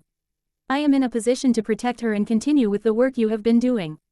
It was for the first time since coming here, or possibly since in the presence of the man who held the position of police chief did Naruto look so amused. And here he thought this was just another political game, a game for power, but it was slightly more personal than that. Interesting, the blonde said, amused. It never did cross my mind that something like that happened between you and her. Or maybe I just didn't want to think about it because it would make me question a couple of things. Naruto said, still, the fact that she would still leave you even knowing that you love her and I do not. It must mean that she is really devoted to me. I'm not sure Aizawa would wish for me to leave at a time like this. Maybe, but my personal reasons aside, it is for the best that you skip town. If I don't, I wouldn't want to do anything to ruin both and Aizawa, the latter especially. I have evidence to back up any claim that you have been in contact with Night Raid. Even if I'm not able to do anything, a release of that intelligence report will leave your reputation in tatters. True, most will agree that they are getting rid of corrupt officials, but to have their actions related to you, who has been preaching about keeping a moral high ground and re-educating the people, it would make you a hypocrite, and those who support you will surely think twice. Like I said, you have done well for the empire. Even if I had the desire, I could not have gone this far, because to get over the former prime minister, you'd have to be strong enough to stand Esdeath and hold some influence over the emperor. You had all that and you used it with expertise to ensure this country is where it is. Only General Esdeath is a threat to the peace, but if you disappear, she disappears with you. A man who could seat at the same table with the woman was saying this and share a couple of jokes with her. Naruto shook his head at the thought. Humans were truly interesting creatures. I wonder if Esdeath knows you have such thoughts about her. You act very friendly when she is in your presence. I am just smart enough to know my place, the man responded calmly. If I get on the wrong side of that woman, she wouldn't hesitate to kill me without even thinking twice, and I know there would be no one to stop her. It is better to be alive than dead. That is true, Naruto said before standing up. He walked away without saying another word to the man. He wasn't going to allow someone to dictate how he was going to do things. Yes, plans were on motion, but he wasn't going to do it on someone's terms. Uzumaki Naruto didn't take orders from just anyone. A month later, with Naginda, the days were certainly becoming cloudy and feeling much heavier. The way forward was clear. Naginda didn't have any doubt on what she was going to do. She had a plan, but chances of success were just too low, yet she still had to do it. She could not lose hope because the future looked bleak. For her and the team at least. For the empire they have been killing to save, it looked good. It was somewhat infuriating that they had used their time killing many and doing so many horrible things, and yet none of that seemed to change something. Yes, they did save some lives, but the fundamental problem was still there. When they cut off a leaf, the tree would just sprout another one. An endless process. However, when Naruto entered the picture, he was able to strike the center of the problem, and their one true enemy was dead. Esdeath was still there, but she had not been the bigger picture. The corrupt bastard that went by the name of Honest was their target, but Naruto had already eliminated him. Had there been any use for their attempts? Was there any meaning to everything that they have done? Tatsumi was captured, he was their friend, it had never been a policy for them to abandon their friend. Even so, other than that, what reason was there for them to attack the Imperial Palace? Honest was no longer running the show and Budo wasn't a wall to the creation of a corrupt free empire. Attacking the empire now would make them look nothing more than renegades, it would tarnish their names and they will appear as nothing more than bloodthirsty assassins. You look worried, Akame said to Najanda. Well, they were in the run, and the Revolutionary Army's brasses were pushing for them to make a move or else they would not have any chance. For them, if they did nothing and a new order was created without them, they would never get the chance to do anything and would most likely end up as just traitors to the empire. Honestly, I am, Najanda admitted that much. We obviously cannot allow Tatsumi to be executed, yet, attacking the empire now will go against everything that we have been fighting for. The empire now is going towards what we have desired, even if it wasn't by our hands, but this has been our dream. If we attack now, it will feel like attacking that dream. Akame was silent for a few moments. She understood Najanda all too well, but they still could not allow Tatsumi to be killed. As it stood, they were all still enemies of the empire and Esdeath was still after them. They could not lose sight of their dream even so. Wouldn't it be better for just one of us to try to rescue Tatsumi? It would be dangerous. Remember that there is Budo, Esdeath, the Jaegers and not the mention, Naruto, Leone was quick to say. One person cannot go in there, it would just be a suicide mission. But as things stand, we are no longer needed, Lubbock said. It would be nice if we could rescue Tatsumi and just go somewhere to hide. We could live peacefully like a family and yet still keep an eye on the empire, just in case if things become wrong again, we could still strike. They are not going to allow us to live freely. We will be hunted for all our lives, that is if we manage to successfully rescue Tatsumi, Mine said. She didn't say it, but she knew if they went on that mission, there would be another death. One of them would die or maybe all of them. Anyone who truly thought that the empire would simply allow criminals, with bow NTY on their heads to roam free even after the bad people were all removed from power was just being naive. Even though they didn't consider themselves as criminals, there were still some people who saw them as such and someone would have to account for it one day. It wasn't something that could just disappear into thin air. But can't you work out something with General Black? Lubbock asked Najanda with a bit of hope in his tone. The two were friends, surely, the man would be willing to aid them in their quest to disappear from the face of this world. He had been able to hide for over 5 years along with an entire army. Surely, he would be with tricks they could use. Well, I'm sure he has hideouts around the country and within other lands, Leone said in thought. His army was able to hide for over years without anyone sporting them, and with what Chelsea was saying, some of them had been coming in and going out of the capital all these time. The woman paused as his tone became slightly darker. I doubt he would be willing to help us though. Tatsumi's choice surely has not done him any favors. Najanda nodded in agreement with Leone. It's unlikely that he would feel the desire to help us, she said. Tatsumi's choice made it possible for some people to question and judge him. We cannot depend on him. We need to think about how we are going to do things on our own. We have to save Tatsumi somehow and still manage to get out alive. The woman smiled a bitter smile. I can't seem to formulate any plan on how we are going to do that, however. There really was less chances of them surviving, and truly, to make it alive, they would need a massive miracle that only happens once in generations. She understood that her group wasn't weak, they were a group of Taigu users after all. But the generals inside the capital were freaks and 2 of them were just forces of nature. There was no success without involving the Revolutionary Army, but that would just be playing a dangerous game that could shatter the stability that has been created. Najanda didn't want to do anything that would threaten the work that has been done. She didn't even think that the brass would be willing to save Tatsumi. Rather, they would be much more willing to try to seize control from Naruto. Their plan had been to see a new empire born without Makoto. They wanted a fresh start that wasn't built on the old. However, Naruto was continuing with the legacy of the royal family and obviously, that would clash. Regardless, a full-blown war with the empires would result in both Naruto and Esdeath fighting side by side to defend the empire. Naruto had already told her that he would pick up his blade if those people chose to go to war. Chances of survival are low, but we have to do this. Tatsumi is one of us, we have to do it. Akame said firmly. She would rather die than abandon her friend. She understood the risk very well, but trying to save Tatsumi would be worth it. None of us are against that. Mind stressed the words. The issue is how we go about. Something is coming, Lubbock said, interrupting mine. One of his traps had been triggered, but it seemed to have been done purposefully though. It took a long silent minute for the on-guard night raid to finally see the intruder. It was Uzumaki Naruto. It wasn't often that Naginata felt she should be on guard when Naruto was in her presence. No, she was never on guard against an attack from the general. Even with everything that happens around them, there had never been the thought that her friend would turn his blade against her. She has always found safety in him, yet, here she was feeling the need to be on guard. Because it was merely a reflex. She knew that Tatsumi had done something that had placed his plans in danger, maybe not the plans, but his reputation. He was forgiven once, he would not be forgiven again.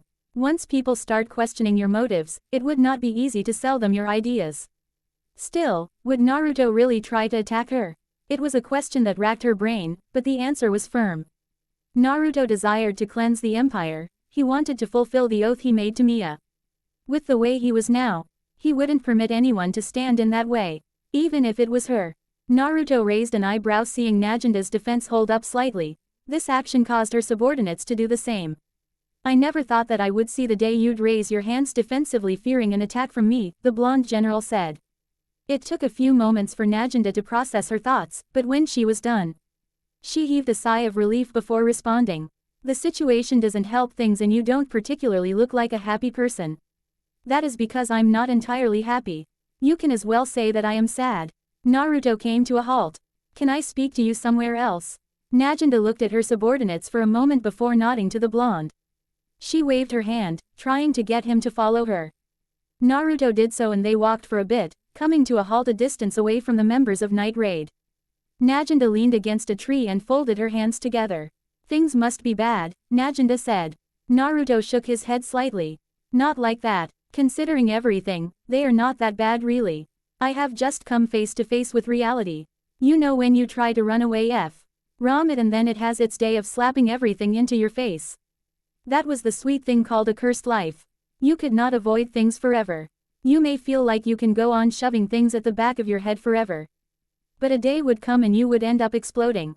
In this life, you either chose to go left or right. The neutrality could only be enjoyed for a few days, months, or years. But before you cease to end in this world, you would choose a party to join. Naruto couldn't say he was a good person, nor could he say he was evil. But that really didn't matter, because it spoke the most wasn't his thoughts or words, but his actions.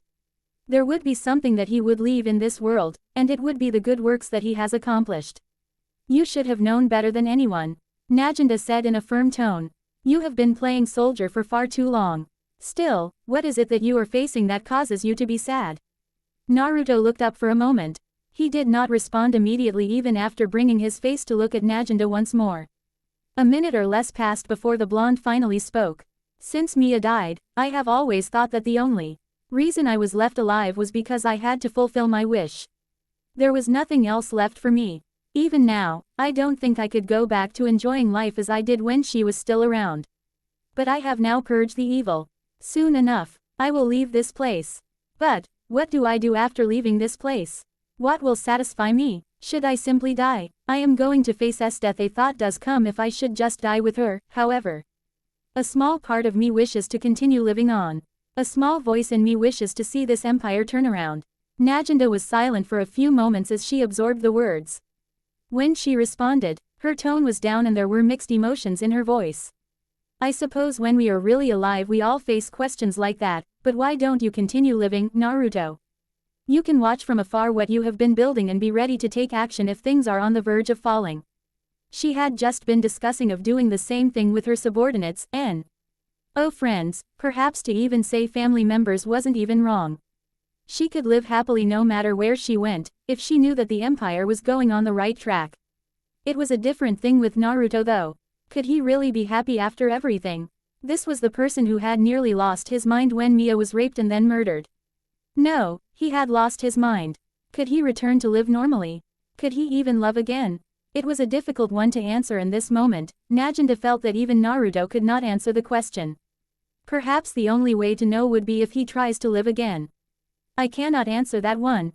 Naginata, my mind just cannot think that clear. It seems to me that I have nothing else to live for. My men are here to be defenders of justice. Even if one of them turns rogue, there will be another one of them to set things right. Not all of them can go rogue. If that happens, then there really is no hope for humanity. What was there to fight for as everyone could be easily corrupted? A law had been created, but if people who had been trained to follow and defend it are the ones that choose to break it, then there was no hope. It had happened before the Imperial Police.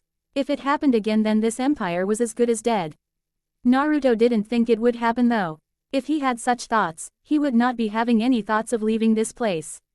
He would have to stay until he got old and kick the bucket due to old age. Well, that was possible. In any case, I have time to think about it. It's not like I'm going to end tomorrow, the blonde general said in a calm tone. When you have skeletons, people use that to cause scandals that are nothing more than a farce to score political points. What I have come to understand with politics is that only those favored can rise to power in democracy, but in a world like ours, those with power and influence will be the ones that rule. However, for the rule to last, you need support from those you rule. If not, there will be revolts and the reign will just be mired with chaos and will be ungovernable. They were going to something that Naginda was dreading to talk about, but there was no other way. She had to talk about the challenges that he was facing now with the revelation that Tatsumi is indeed a member of Night Raid. Who could be brave enough to do something like that? You should know that not everyone is pleased with what Aizawa has been proposing and my actions. You know those in power don't like to lose it and they would rather cling on to the past glories than allow for change to occur, even if the change is good, Naruto said. The chief of police is also another person with a spine. He even called me to appear for questioning. Naginda raised an eyebrow at this. He has no power to do that. The woman pointed out. You outranked him and are not a civilian. If you're being accused of something, military court or the emperor can decide on what to do, not the chief of police. Yes, he cannot do anything, but Budo gave him the authority to question. I assume the man told Budo that questioning him would lead to some revelations on some cases he was working on. I was very involved in many cases around the streets upon my return.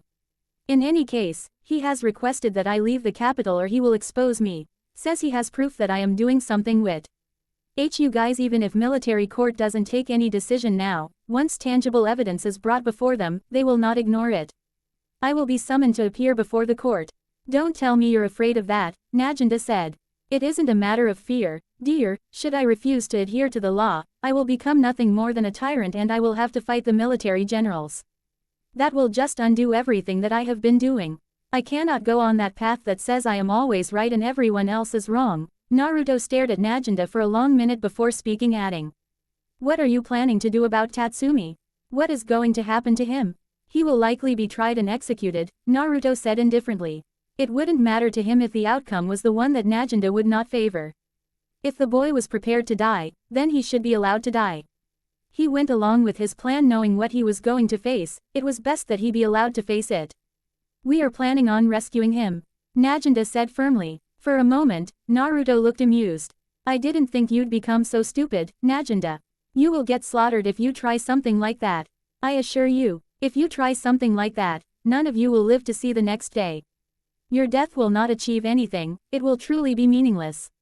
I would really be disappointed if you load your life to go to waste like that. Then do something, Naginda said challengingly. He doesn't regret anything he did, and I won't help you try to rescue him. Should you try, you will find Budo's death and yours truly waiting for you. Naginda, I will not take it easy, I will fight to kill as it is expected of me. I would rather not do that though, which is why I say, don't try it. So you want us to abandon our friend? I wouldn't call it abandoning if he isn't expecting to be saved. What would really piss me off would be that I get to take this heat for nothing.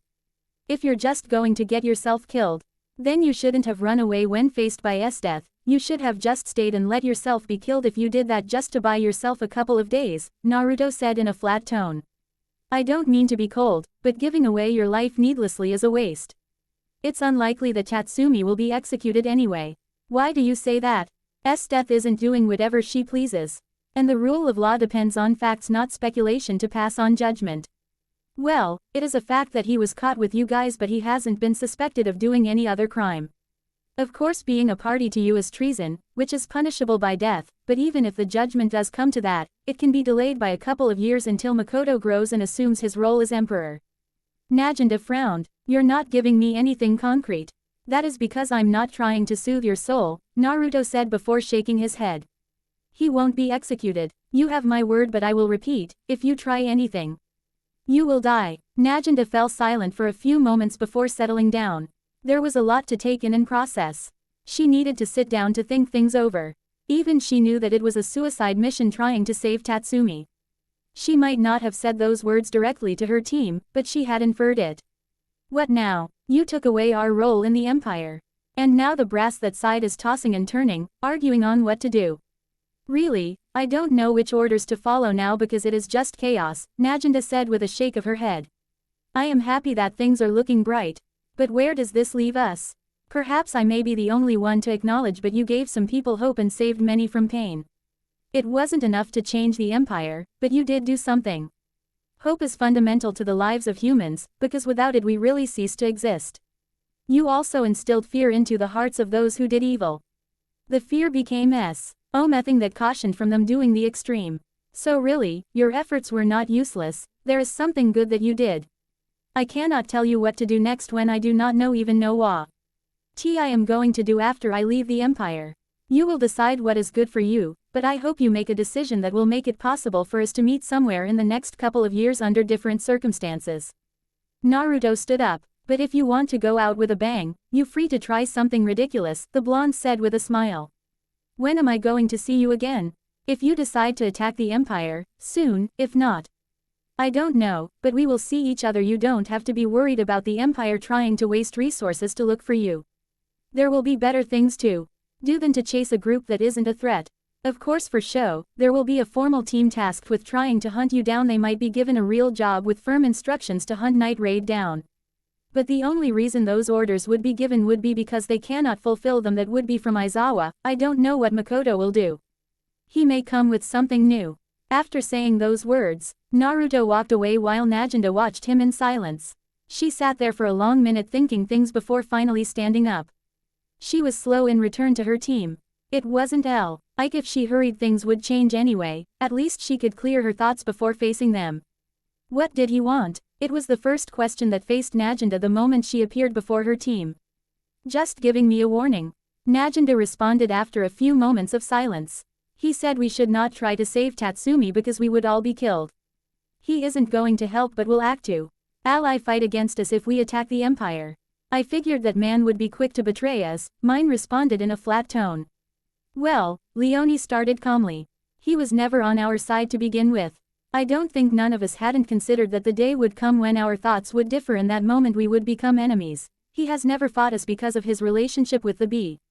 Often because he doesn't see our actions as bad. However, considering everything, our attack would be bad. The people who had been suffering because of Honest are starting to see change since he appeared in the picture. Our attack wouldn't be seen as trying to save our friend, but it would be an attack on the Empire. People will question, why attack if the new people in charge are not doing evil? Najanda smiled at hearing those words. Well, Leone has always been close to the people in the streets. She of all people would understand them better. But we can't abandon Tatsumi, Min said in a firm tone. I never said we would.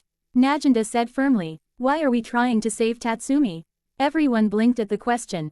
It wasn't because the answer was difficult, it was just unexpected and one actually thought that Najanda was expecting them to answer it. However, the woman waited to hear a response from them. Because we can't just stand and watch him die, Lubbock stated.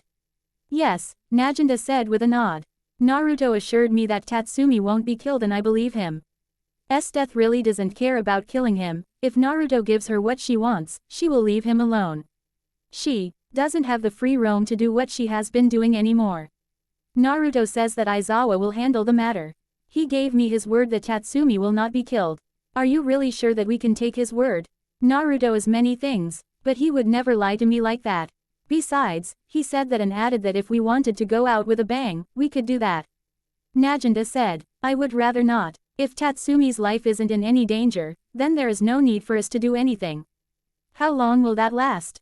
Najanda appeared to think about it for a few moments before responding. Naruto said something about the Emperor assuming his responsibilities in the next couple of years. We can conclude that they have taken him off, and everything now is in the hands of the Prime Minister. But, that gives us the chance to plan out something. Imperial Palace. Aizawa smiled as Run entered her office. He was the young man Naruto had been talking about, and of course, she had done some searching of her own. She could not always depend on Naruto to do everything for her, especially now when he was leaving.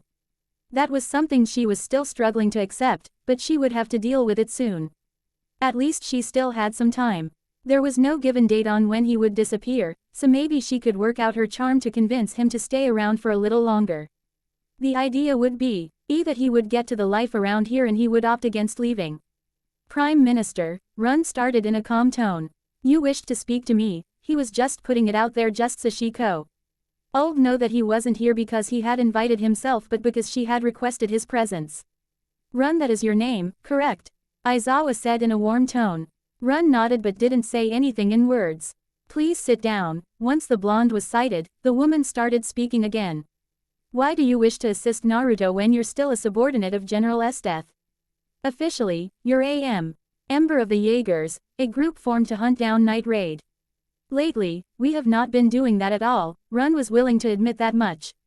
Maybe it is a little difficult now since Night Raid is longer doing what it was doing before. They have been quiet since a few of their members were killed. But I don't believe that is the reason they have stopped with their assassinations. Aizawa raised an eyebrow as she asked.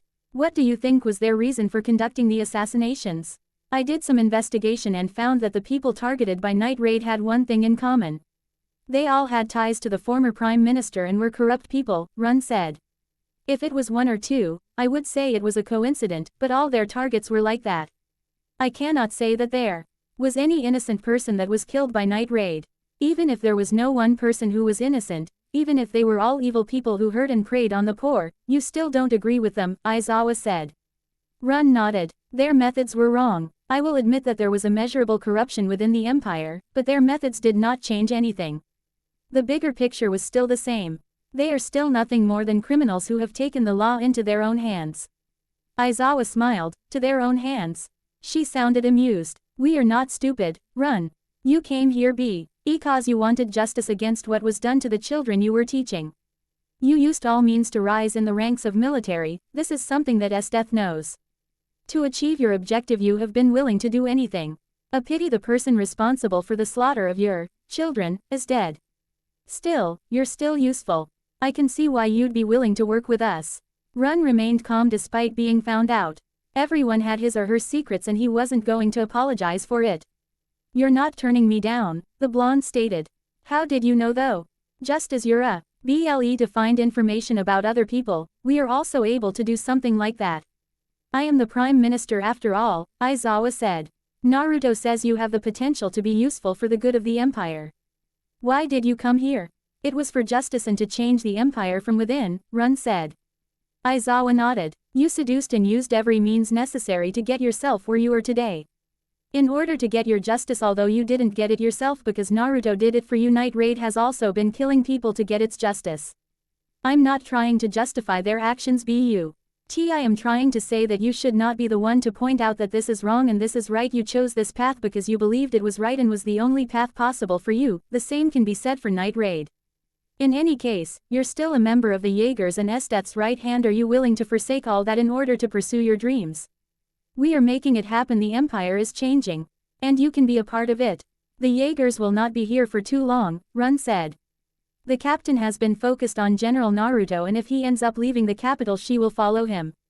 Aizawa nodded. She will leave, and when that happens, you will work for me. You will be my guard, my eyes, my hands, along with your friends. I have learned that you have become good friends. Tatsumi might join you. Run blinked. What? It's not happening soon. He will spend a couple of years in a cell, but after finally revealing sensitive information about Night Raid that leads to the death of their lead. The Emperor will pardon him and he will serve the Empire, Aizawa stated calmly. Even you people are willing to go that path, Run said. He knew that Tatsumi would not give up his friends at Night Raid. He had said that he was willing to die. Honestly, he hadn't seemed like a bad person and would certainly get along with Wave. No person is perfect, Aizawa said with a wave of her right hand. When we got rid of my predecessor, we were not exactly going by the book. But it was something that had to be done for the good of the empire. Come and see me when your captain chooses to follow Naruto.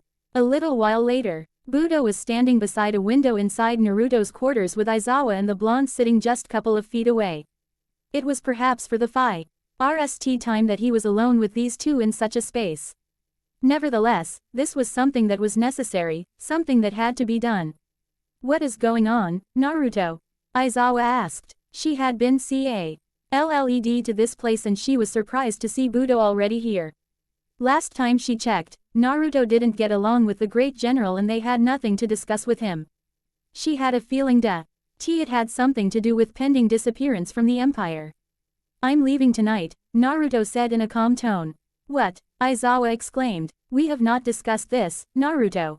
We need to talk about things, many things. Finalize things before you go away. I know you have to, but there are things that have not been resolved. Nothing you cannot do on your own," Naruto said, pressed in a hardened tone. "I have already sorted out Makoto's guard and his education. Budo has already agreed to take over it. The two of you will determine when the Makoto shall assume his role as emperor." "Are you really sure about this though?" Budo said. "You're leaving without saying any word to him. He will be saddened to learn that you just left without saying a word to him." "There is really nothing to say to him," Naruto said calmly. "He has you. You raised me well, I know you can do the same for him. You don't have to worry about Night Raid. For now, they should be away. Your focus should be protecting the Makoto and ensuring that he grows into a capable leader." "I can raise Makoto just fine," Budo said. "And Esdeath, she will leave with me," Naruto said. "You and Aizawa just have to sign a few papers to authorize a mission just for the two of us. I have a feeling that the Revolutionary Army will not just sit back now since we have captured the Empire. The mission will be to hunt them. If they are indeed plotting something bad, we shall eradicate them, all of them." "I will sign what needs to be signed," Budo said. "But I would prefer if you deal with them regardless. They are enemies of the Empire and soldiers who have turned traitors. In any case, I hope this isn't the last time I see you. You will return when we make Makoto a king once again, right?" "Maybe," Naruto said. "I wish you'd be dead by then. I would certainly have something to celebrate and maybe I may return and become the great general in your death." Budo didn't offer any words in return, he just left the window view and walked past the two without saying anything. Naruto turned to Aizawa, he smiled. "You don't have to be so sad," he said. "I have made up my mind that I will return to the Empire. You should be happy about that." "But I will be old by then," Aizawa said. "If I said I'm pregnant, would you stay?" Naruto blinked. It never occurred to him that something like that could happen. He was sleeping with her and it was not always protected. The blonde shook his head. The woman was a doctor, she had things to prevent something like that from happening unless she wanted it to happen. He shook his head, she would not do something so cruel to him. "I wouldn't stay," Naruto said. "It is for the best that I take some time away. Esdeath needs something to calm down or she will just turn into men." To relieve her stress problems, the blonde general stood up and walked over to Aizawa. He held out his right hand. "Why don't we go to the other side and say goodbye in style?"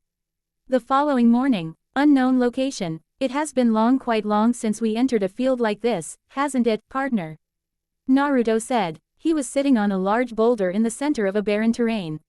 "The battle field with Budo left the field looking like this. I was not able to enjoy that one because I was in an emotional state of despair, but at the moment, I do not have such problems. I will enjoy this one."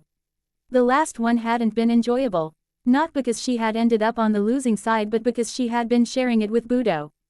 She liked the battle when she was having the opponent to herself, and back then, Naruto hadn't been displaying any emotion, he had been dead of any and a little unstable. She had thought she defeated him when she struck the killing blow back then, but it had been a trick. This is why she considered it a loss. History would not repeat itself though. She would make sure of it. "I see you are prepared," Esdeath said as she took out her rapier. There was no emotion in his tone or face and the atmosphere felt hot. It could only be him, his element was fire after all. "I am always ready," Naruto said, holding out his right hand. He got down from the boulder. "Come, Amaterasu." The black sword appeared in a swirl of flames. In the blink of an eye, he was gone. He appeared right in front of Esdeath, with his sword cleaving through the air in tremendous speed from his right side. Esdeath reacted quickly by aligning her rapier along her left side before the sword could cut through her. It had been coming through at incredible speed and she could not have dodged it in the speed it was traveling. Two metals clashed just beside Esdeath. It didn't spark lightning but black flames. Esdeath felt her hand shake a bit when the sword hit her rapier. The man was still powerful as before. His strikes had power. She would have to be careful. Esdeath's right boot took off from the ground, heading towards Naruto's right shoulder for a high kick. The blonde reacted by raising his left hand, forming a defense. He didn't wince when Esdeath's boot collided with his hand painfully. The blue-haired general didn't stop there. She held out her right hand and summoned an ice spear that sped towards Naruto's gut. The projectile moved so fast that it ended up piercing through Naruto's gut, but the blonde suddenly burst into black flames. Naruto flashed behind Esdeath, high above the ground, his right foot moving towards the woman's head. Esdeath responded, ducking under the fast quick. As soon as one of her knees hit the ground, a large ice spike burst from the ground, heading straight towards Naruto. Amaterasu was flung on the path of the ice. The sword cut through the attack within a second, and before Naruto could even do anything, Esdeath had already twisted around. The woman was facing him with a wide grin. Naruto's sword suddenly burst into flames, before shooting a large stream of intense flames straight at Esdeath. There was a loud of boom when the flames collided with the ground and with Esdeath. A second later, there was a sound of glass shattering within the flames, and another second later, Esdeath burst out of the flames unharmed. But Naruto was waiting for her. A brutal kick to the forehead sent her crashing back into the flames like a bullet. Naruto landed a good distance away, waiting for Esdeath to get out of the dispersing flames. Each time I step into the battlefield, I feel as I have hundreds of years of experience fighting battles. It feels like there is so much more power I can master from this mysterious sword, that no scientist in this world can explain. Esdeath's response was to lunge towards Naruto in high speeds. Her rapier cut through the air from her left side, heading towards the right side of Naruto's neck. The blonde acted swiftly by jumping backwards to avoid the swing. The moment he landed, an ice wall burst through behind, blocking any more attempts to jump back. Esdeath held out her right hand before shooting multiple number of ice spikes towards Naruto. Black swung his sword quickly, releasing a wave of flames. The flames collided with the spikes of ice and melted them within a second, but the flames died after that. Esdeath was no longer in front of Naruto, she was behind him. Her rapier pierced through the ice wall, heading towards Naruto's right shoulder. The blonde did just enough to dodge the strike before twisting around. He landed a powerful kick on the ice wall and it shattered within seconds. He didn't proceed with the attack, instead, he jumped back. As soon as Naruto landed on the ground on both feet, he was up again, dashing towards the incoming Esdeath. The blue-haired woman swung her rapier towards Naruto in a fast movement that would make a lesser man look as if he was blind. Naruto's swing hadn't been in response, but it was his own attack that came simultaneously as Esdeath's swing. The blades clashed in mid-air, and this time it wasn't flames that burst out, but sparks of electric currents. Naruto pushed back Esdeath in a show of physical prowess. The woman didn't let it go for too long to avoid losing her footing.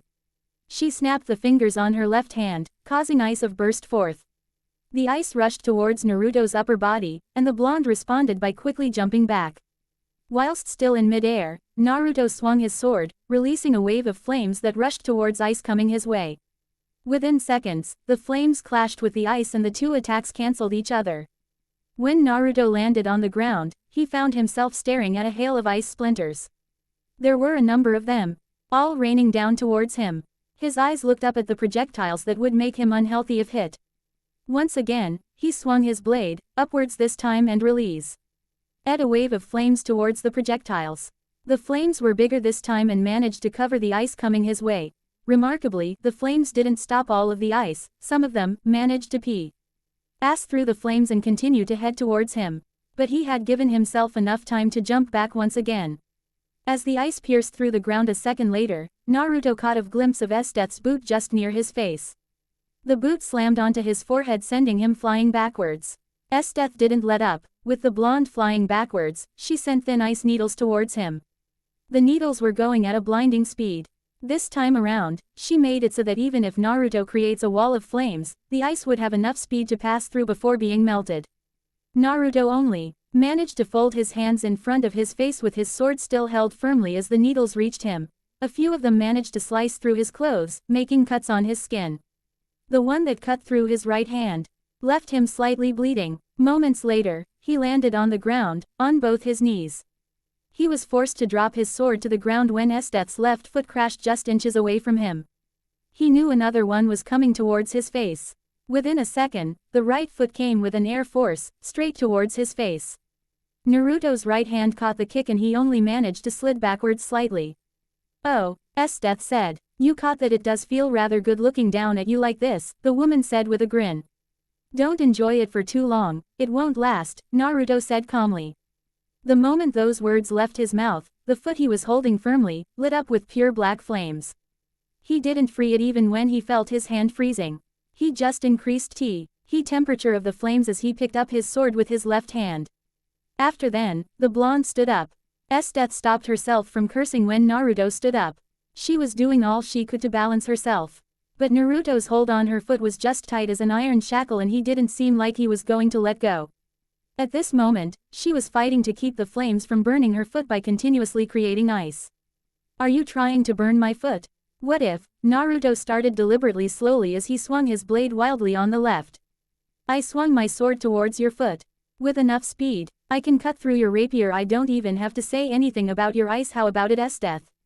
The blue-haired general didn't wait for her opponent to try that. She stabbed her rapier on the ground and lifted up her left foot, sending it high towards the side of Naruto's head. It never reached because Naruto blocked it with the left hand. A second later, Esdeath was brutally slammed into the ground with so much force that there was a loud boom when the woman was buried down. Naruto quickly lifted up Esdeath. He let her go, pushing her forward slightly. When Esdeath landed, Naruto was upon her, black flames encasing his right hand. The fist was upon her within a second, and even when she created an ice shield to block the punch on her gut, she still received the weight of the punch. Her intestines cringed as the ice on her gut shattered. She wasn't given the time to nurse her pain because Naruto twisted around, slamming a high kick on her face. The kick connected head-on, sending her flying backwards.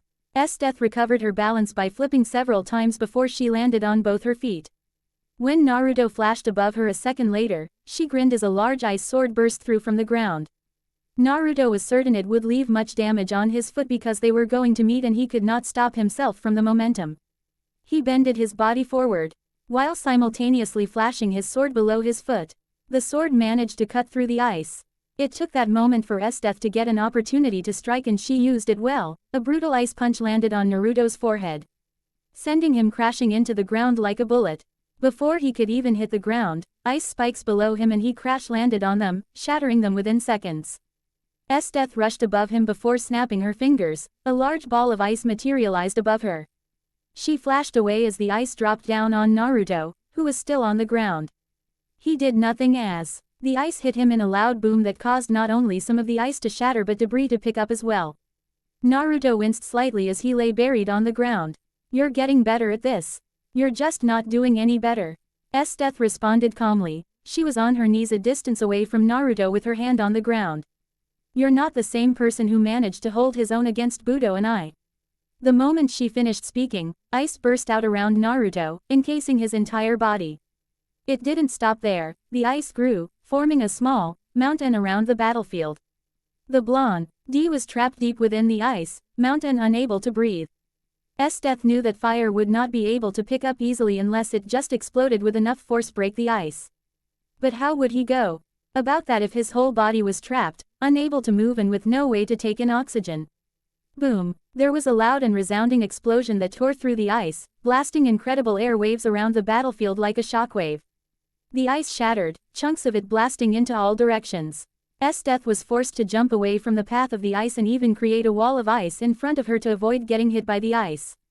Some of it shattered at her wall, going on for about a minute before everything calmed. When Esdeath's ice wall broke apart, she found Naruto standing in front of her. There was a wall of flames around him that reached just below his knees and he didn't have his sword. The blonde spoke in a cold tone. "There is nothing more dangerous than a person who is crazy, Esdeath. Being crazy means that there is nothing holding you back. You are on full throttle, you exert everything you have to fight, even your life force. At that point, I was a little insane, but I still could not defeat both of you.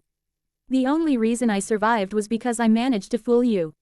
Wah! Esdeath didn't get to finish speaking because a brutal punch encased with flames suddenly slammed into her chest. For a moment, she stopped breathing. The woman yelped before coughing a mouthful of blood. The punch was so powerful that she felt her entire body tremble and a couple of bones cracking. Naruto's flaming right hand grabbed Esdeath by the face and he lifted her up. Within an instant, I could judge you with the flames of purgatory and make you become black ashes which will become nourishment to the ground. Esdeath knew that it was certain she was fighting for her life. Even when her face hurt, she still managed to smile. This was what she wanted. She wasn't afraid, she was thrilled. Her rapier moved in blinding speed. She was blind, but her other senses could still work. The rapier went straight towards Naruto's throat. The blonde didn't let her go, he merely bended his bow. Die towards his right but wasn't fast enough to completely avoid it. The blade of the rapier pierced through his left shoulder, but he still didn't let go of the woman even with her weapon still inside of his body. When Naruto released a huge wave of flames that covered her entire body from the palm of his right hand, Esdeath simultaneously released ice that froze Naruto's upper left body. Naruto's flames blasted Esdeath away from him, burning her as well. When she landed a distance back, she had burns on her face and right hand, her hair no longer long, most it burned away. Well, he wasn't joking about turning her to ash.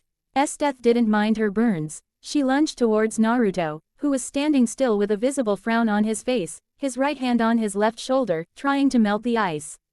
When she reached him, Esdeath lifted up her right foot, sending a high kick towards Naruto's temple. The blonde fell backwards to avoid the kick. As he was falling, an ice spear suddenly burst forth from the ground. Knowing it would pierce through his back, Naruto released flames that melted the ice within a second. Before he could even land on the ground, Esdeath was already above him. She slammed the back of her right foot on his chest, sending him quickly into the ground on his back. Naruto caught the foot whilst still on the ground before Esdeath could pull away. His grip was too tight. Enough for Esdeath to feel her toes freezing over the lack of blood flow. Hell flames, Naruto muttered while still on the ground with Esdeath above him. Black flames burst forth from his hand, lighting up Esdeath's leg. Gah! Esdeath screamed as an immense pain hit her. The flames burnt her boot, and her skin, leaving third-degree burns. When Naruto let her go, she quickly jumped away and landed on her knees. And looked at her slightly blackened right foot. The woman stood up, and grinned. This pain, she started a bit madly as Naruto got up from the ground. You can no longer use your left hand. What of it? Naruto asked. I still have functions of my both hands, Esdeath responded calmly. She held out her hands together. Ice Storm Commander Chief, the woman muttered. Everything changed slowly. It started with snow forming out of thin air, and then the ground started turning into ice. Within a couple of moments, the entire surrounding was covered by snow. It went as far as Naruto could see. This is one of my trump cards. I don't how far this goes, but probably has or will reach the capital since we are not that far off from it, Esdeath said. This is the only way to counter your flames. I doubt you can create anything lasting with this conditions or anything big. If you want to be effective, you'd have to create something big as this. Naruto looked up into the sky. Dark clouds were already upon them. It was something to change the weather like this, wasn't it? You didn't have this power back then. You have certainly become a lot stronger. Budo cannot match you. If you were a good person, you'd truly become a legend of the Empire. In my time playing dead, I never fought, but I cannot say this is an excuse. I can't say I'm surprised by this though, I think. I have seen so many unbelievable things. Esdeath didn't respond. She held out her right hand, creating a couple of icicles. With a wave, she sent them towards Naruto. It was almost instinctively, but Naruto held out his right hand. The palm opened facing the incoming projectiles. There were no flames that came out, but the attack didn't reach him. It suddenly came to a halt before small flames appeared in all of them. Steam started to cloud, as the ice started to melt. Naruto looked down as ice burst through the snow, freezing both his legs. His eyes snapped behind him as Esdeath flashed behind. Mahapadma. Space and time froze for a moment. When everything started moving once again, Esdeath was hugging Naruto from behind. No, it was death grip. Slowly, both of them started freezing from their feet. What are you doing, Esdeath? The blonde demanded. I will be sad if you leave this world and bored as well. Nobody can excite me as you. If you die alone, there will really be nothing to live for now. Honest is gone and I can't do as I please within the Empire anymore. As she said those words, Esdeath opened the palm of her right hand, touching Naruto's chest. She was ready to release an attack that would pierce through Naruto's chest and hers. You think it will be best if you just kill both of us? Naruto asked calmly. Yes. How about we go raise hell in the revolution? Eri Army's headquarters and then live for a year. If I can't excite you, then we can recreate this scene. The ice stopped just around their waist. I will only agree to that on one condition, clear away this ice. Fine, let me go first. No, it was a firm no. You might try to escape or kill me instead. The end or not. 6 years later, Makoto smiled as he looked at his reflection in the mirror. He had grown up. The crown on his head was fitting and the majestic gown he wore was a little heavy with all the gold on it, but he didn't mind. He had plenty of gold, it was not wrong to display his wealth, but he would not boast about it. He had been taught better. The past years have truly been tough for him. He had been worked hard. Budo had been unforgiving in his vigorous training. At least, Aizawa was kind when it was for their time to talk about politics. While Budo taught him military, Aizawa took the part of politics. He wasn't complaining much, it was something that had to be done so that he could not repeat the misfortune he had brought upon the empire. He understood that he had been naive and foolish under the influence of the man he had trusted. Well, he had just been a brat. When a nice bearded man offered you his delicious meat, you trusted him. It had been naive of him. Naruto had been right to say that he needed to train first, he needed to understand to grow first to be able to understand his people and make rational decisions. Well, his ministers handled most daily operations of the empire and he was only going to be troubled when his authority was needed to solve some matters. Heika, the emperor was called by a male voice outside of his room. It is time. Makoto smiled for one last time before twisting around.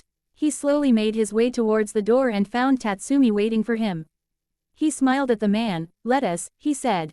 It had been a great source of questions from some people to Aizawa when it was said that a man who was in prison for being a member of Night Raid, who should have been killed, was allowed to sit close with the emperor. It had needed his stern voice to shut off any arguments. There was a law, but when he judged people, it had more or less to do with their personality and what was in their hearts. When even he could see that a person didn't mean harm, not just him, but Aizawa as well. The woman had said she and Naruto would take responsibility if Tatsumi did something, and everything had become still. Not everyone was happy, but they did not make noise because he had ruled. It was not the ideal way he wanted to deal with things. But after having spoken to Tatsumi, his experiences and what led him to Night Raid, he had stood firm. The two made their way out of the quarters and when they stepped outside, they found Colonel waiting. Heika, the man bowed slightly before nodding at Tatsumi. The stage has already been set and everyone is just waiting for you. And security, tight, we are working with the Imperial Police to ensure that things run smoothly, Colonel responded calmly as he led both Tatsumi and the Emperor. Good, Makoto said before falling silent. The three walked the carriage that led them towards the stadium. The starter was to be held at the stadium and then things would be wrapped up at the royal palace where they are to hold a banquet. Even leaders from other places were invited. Tatsumi felt an air of nervousness wash over him as the people in the stadium raised their voice when the Emperor's trumpet was playing. This was the first time people were seeing the Emperor in public in 6 years. He had not left the royal palace for 6 years, even he had not been able to set foot outside. The first years were prison, and the Emperor would visit every now and before he was eventually released. Tatsumi looked up. The Prime Minister was on her feet with run and wave flanking both her sides. Your Majesty, Aizawa said before turning to Colonel Jin, has there been anything? The man shook his head. Tatsumi blinked. For the 5 years he has known the man, he didn't know his name. Colonel was how everyone called him and some called him the Royal Guard, it was nevertheless first time he was hearing that name and he didn't seem to be the only one. Oh, Aizawa said before shaking her head. Well, Your Majesty, you should speak to your people. We have already handled everything. Makoto nodded and walked past the group. He stopped in front of the throne that was prepared for him. He didn't need to raise his hands for his people to give him their ears. A little more than 7 years ago, I was nothing more than a naive child sitting on the throne. My people were suffering, you were suffering, the empire was suffering, and yet I was blind to it. I relied on the wisdom of the man who helped me take the throne to guide me. There were so many people who told me that I was being manipulated, so many who tried to tell me that the empire was rotting, but I did not listen. I sent those many to their deaths for insulting me. There are many more innocent people I sent to be killed. These sins I carry even as I stand before you. The corrupt and evil men ruled the streets while I murdered the innocent. Night Raid was born because of this. Many treated them as enemies, even I did so because they opposed my rule, and they threatened me. Over the past years I have asked myself, what would I have done if those who were in power were abusing it, and the emperor was a naive fool who could not see it? Maybe I would have done the same. Night Raid never killed an why innocent person. I understand this might infuriate families of those who were killed by the group, but this is the truth, all those killed by Night Raid were evil people who abused, raped and fed of from the spoon of the previous prime minister. The emperor turned around, and looked at the surprised people behind him. He had not told them what he would say, and perhaps he was putting a little more emotion to his tone than he should. Tatsumi, come here, he commanded. This man was a member of Night Raid. He left his village years ago with his friends carrying the hopes of everyone, thinking he would become a soldier and work enough to send money to his village, but within 2 days, his friends had been killed by evil and the corruption within military had robbed him of his dream. He joined Night Raid. The rich will not understand, but the poor who suffered in the slums will understand. I am responsible for the birth of Night Raid, for his pain, for the dreams that were killed. I was the emperor and led a corrupt empire. Because I am responsible, I declared Tatsumi not guilty. Today, I issue this order as well. For all the crimes Night Raid has committed, I declare them not guilty. I am the guilty one. As your emperor, I am guilty for allowing the rot to occur, and I sincerely hope that I will do enough to earn your trust and forgiveness. The young emperor bowed his head. There was silence for a long minute. Perhaps it was too shocking for the people to hear, but it was something that needed to be done. It was a risk, but a calculated one. There would be mixed reactions. But he wasn't going to do anything that would make people think he was weak. Maybe they would think that, but there would be a rude awakening. Makoto seized the opportunity to speak. There was no longer any emotion in his tone, and the expression on his face was just a mask of emptiness. Of course, having forgiven these actions, I am no way condoning similar actions in the future. Those who rebel simply because they feel wronged will be punished, dearly so. I will not permit rebels and a traitor to disturb the balance that has been created. He paused for a moment to allow the cold words to sink in. There is one last announcement I'd like to make before we begin the tournament. I am standing here as your emperor because General Black returned to correct the wrongs, because Prime Minister Aizawa stood firm in what was right. If not for Naruto, there might not have been an empire today and I might not have been here. To honor the work he did, along with those who helped him, from today henceforth. This day will be called the Black Day, and we will hold this tournament, the Tournament of Black, on this day, every year and without fail. Makoto was done and he retreated to his throne. Aizawa stepped forward to announce the beginning of the games. She suddenly came to halt when Jin started moving. The man stopped just inches away from her and whispered, "We have spotted the GE. Narrow within the spectators he is with Esdeath. It doesn't appear that the people have noticed them." "Well, neither did you take notice of them when they entered the stadium," Aizawa responded smiling. "He probably won't come out to the public unless I force it. I want even those with disturbing thoughts to know that he is very much alive." "That would be best," Jin agreed. Aizawa stepped forward, and held out her hands to get people to listen to her. What would be the Tournament of Black without General Black himself making an appearance in the ring? The woman asked loudly. 3 hours later. That was a rather nice speech from the emperor, wasn't it? Naruto asked Najinda. The woman was sitting on a stool behind the bar counter with a glass of sake in front of her. Najinda did not respond. She was struggling to understand why Naruto had not aged since she last saw him. Anyone could see she was old, but the blonde was still active. He still looked the same he was when he last made an appearance before her. "A good one for us," Najinda finally said. "We have been hiding for the past years, and we've gotten used to it. Coming to the light will be good again, but I think I will remain in the shadows." "Don't be like that," Naruto said. "They are all here," he said of the remaining members of Night Raid. "Akame can work with Aizawa if she likes to be hidden in the shadows. The rest of them can live normal lives if they want to. You should do the same as well. And you, I should leave by tonight. Even if the emperor demands that I remain, I will leave. I have a life waiting for me outside of here. Besides, there are many bad memories for me here." Naruto then stood up. "I will have one last drink with you later. For now, I must entertain them," he said, pointing at the entrance of the bar. A second later, Jin entered along with 4 of his men. They walked towards the general before kneeling. "General," Jin started. "Stand," Naruto commanded. "You're the captain of the royal guard. You should only kneel to the emperor." He sighed before smiling. "Well, it can't be helped. Let us go. I assume Makoto wishes to see me." "Yes, General," Jin said. "Should I fill you?" In on what has been going on in the Empire in your absence. Naruto shook his head. It's not necessary, but you could tell me how the men I once commanded have been doing. The end.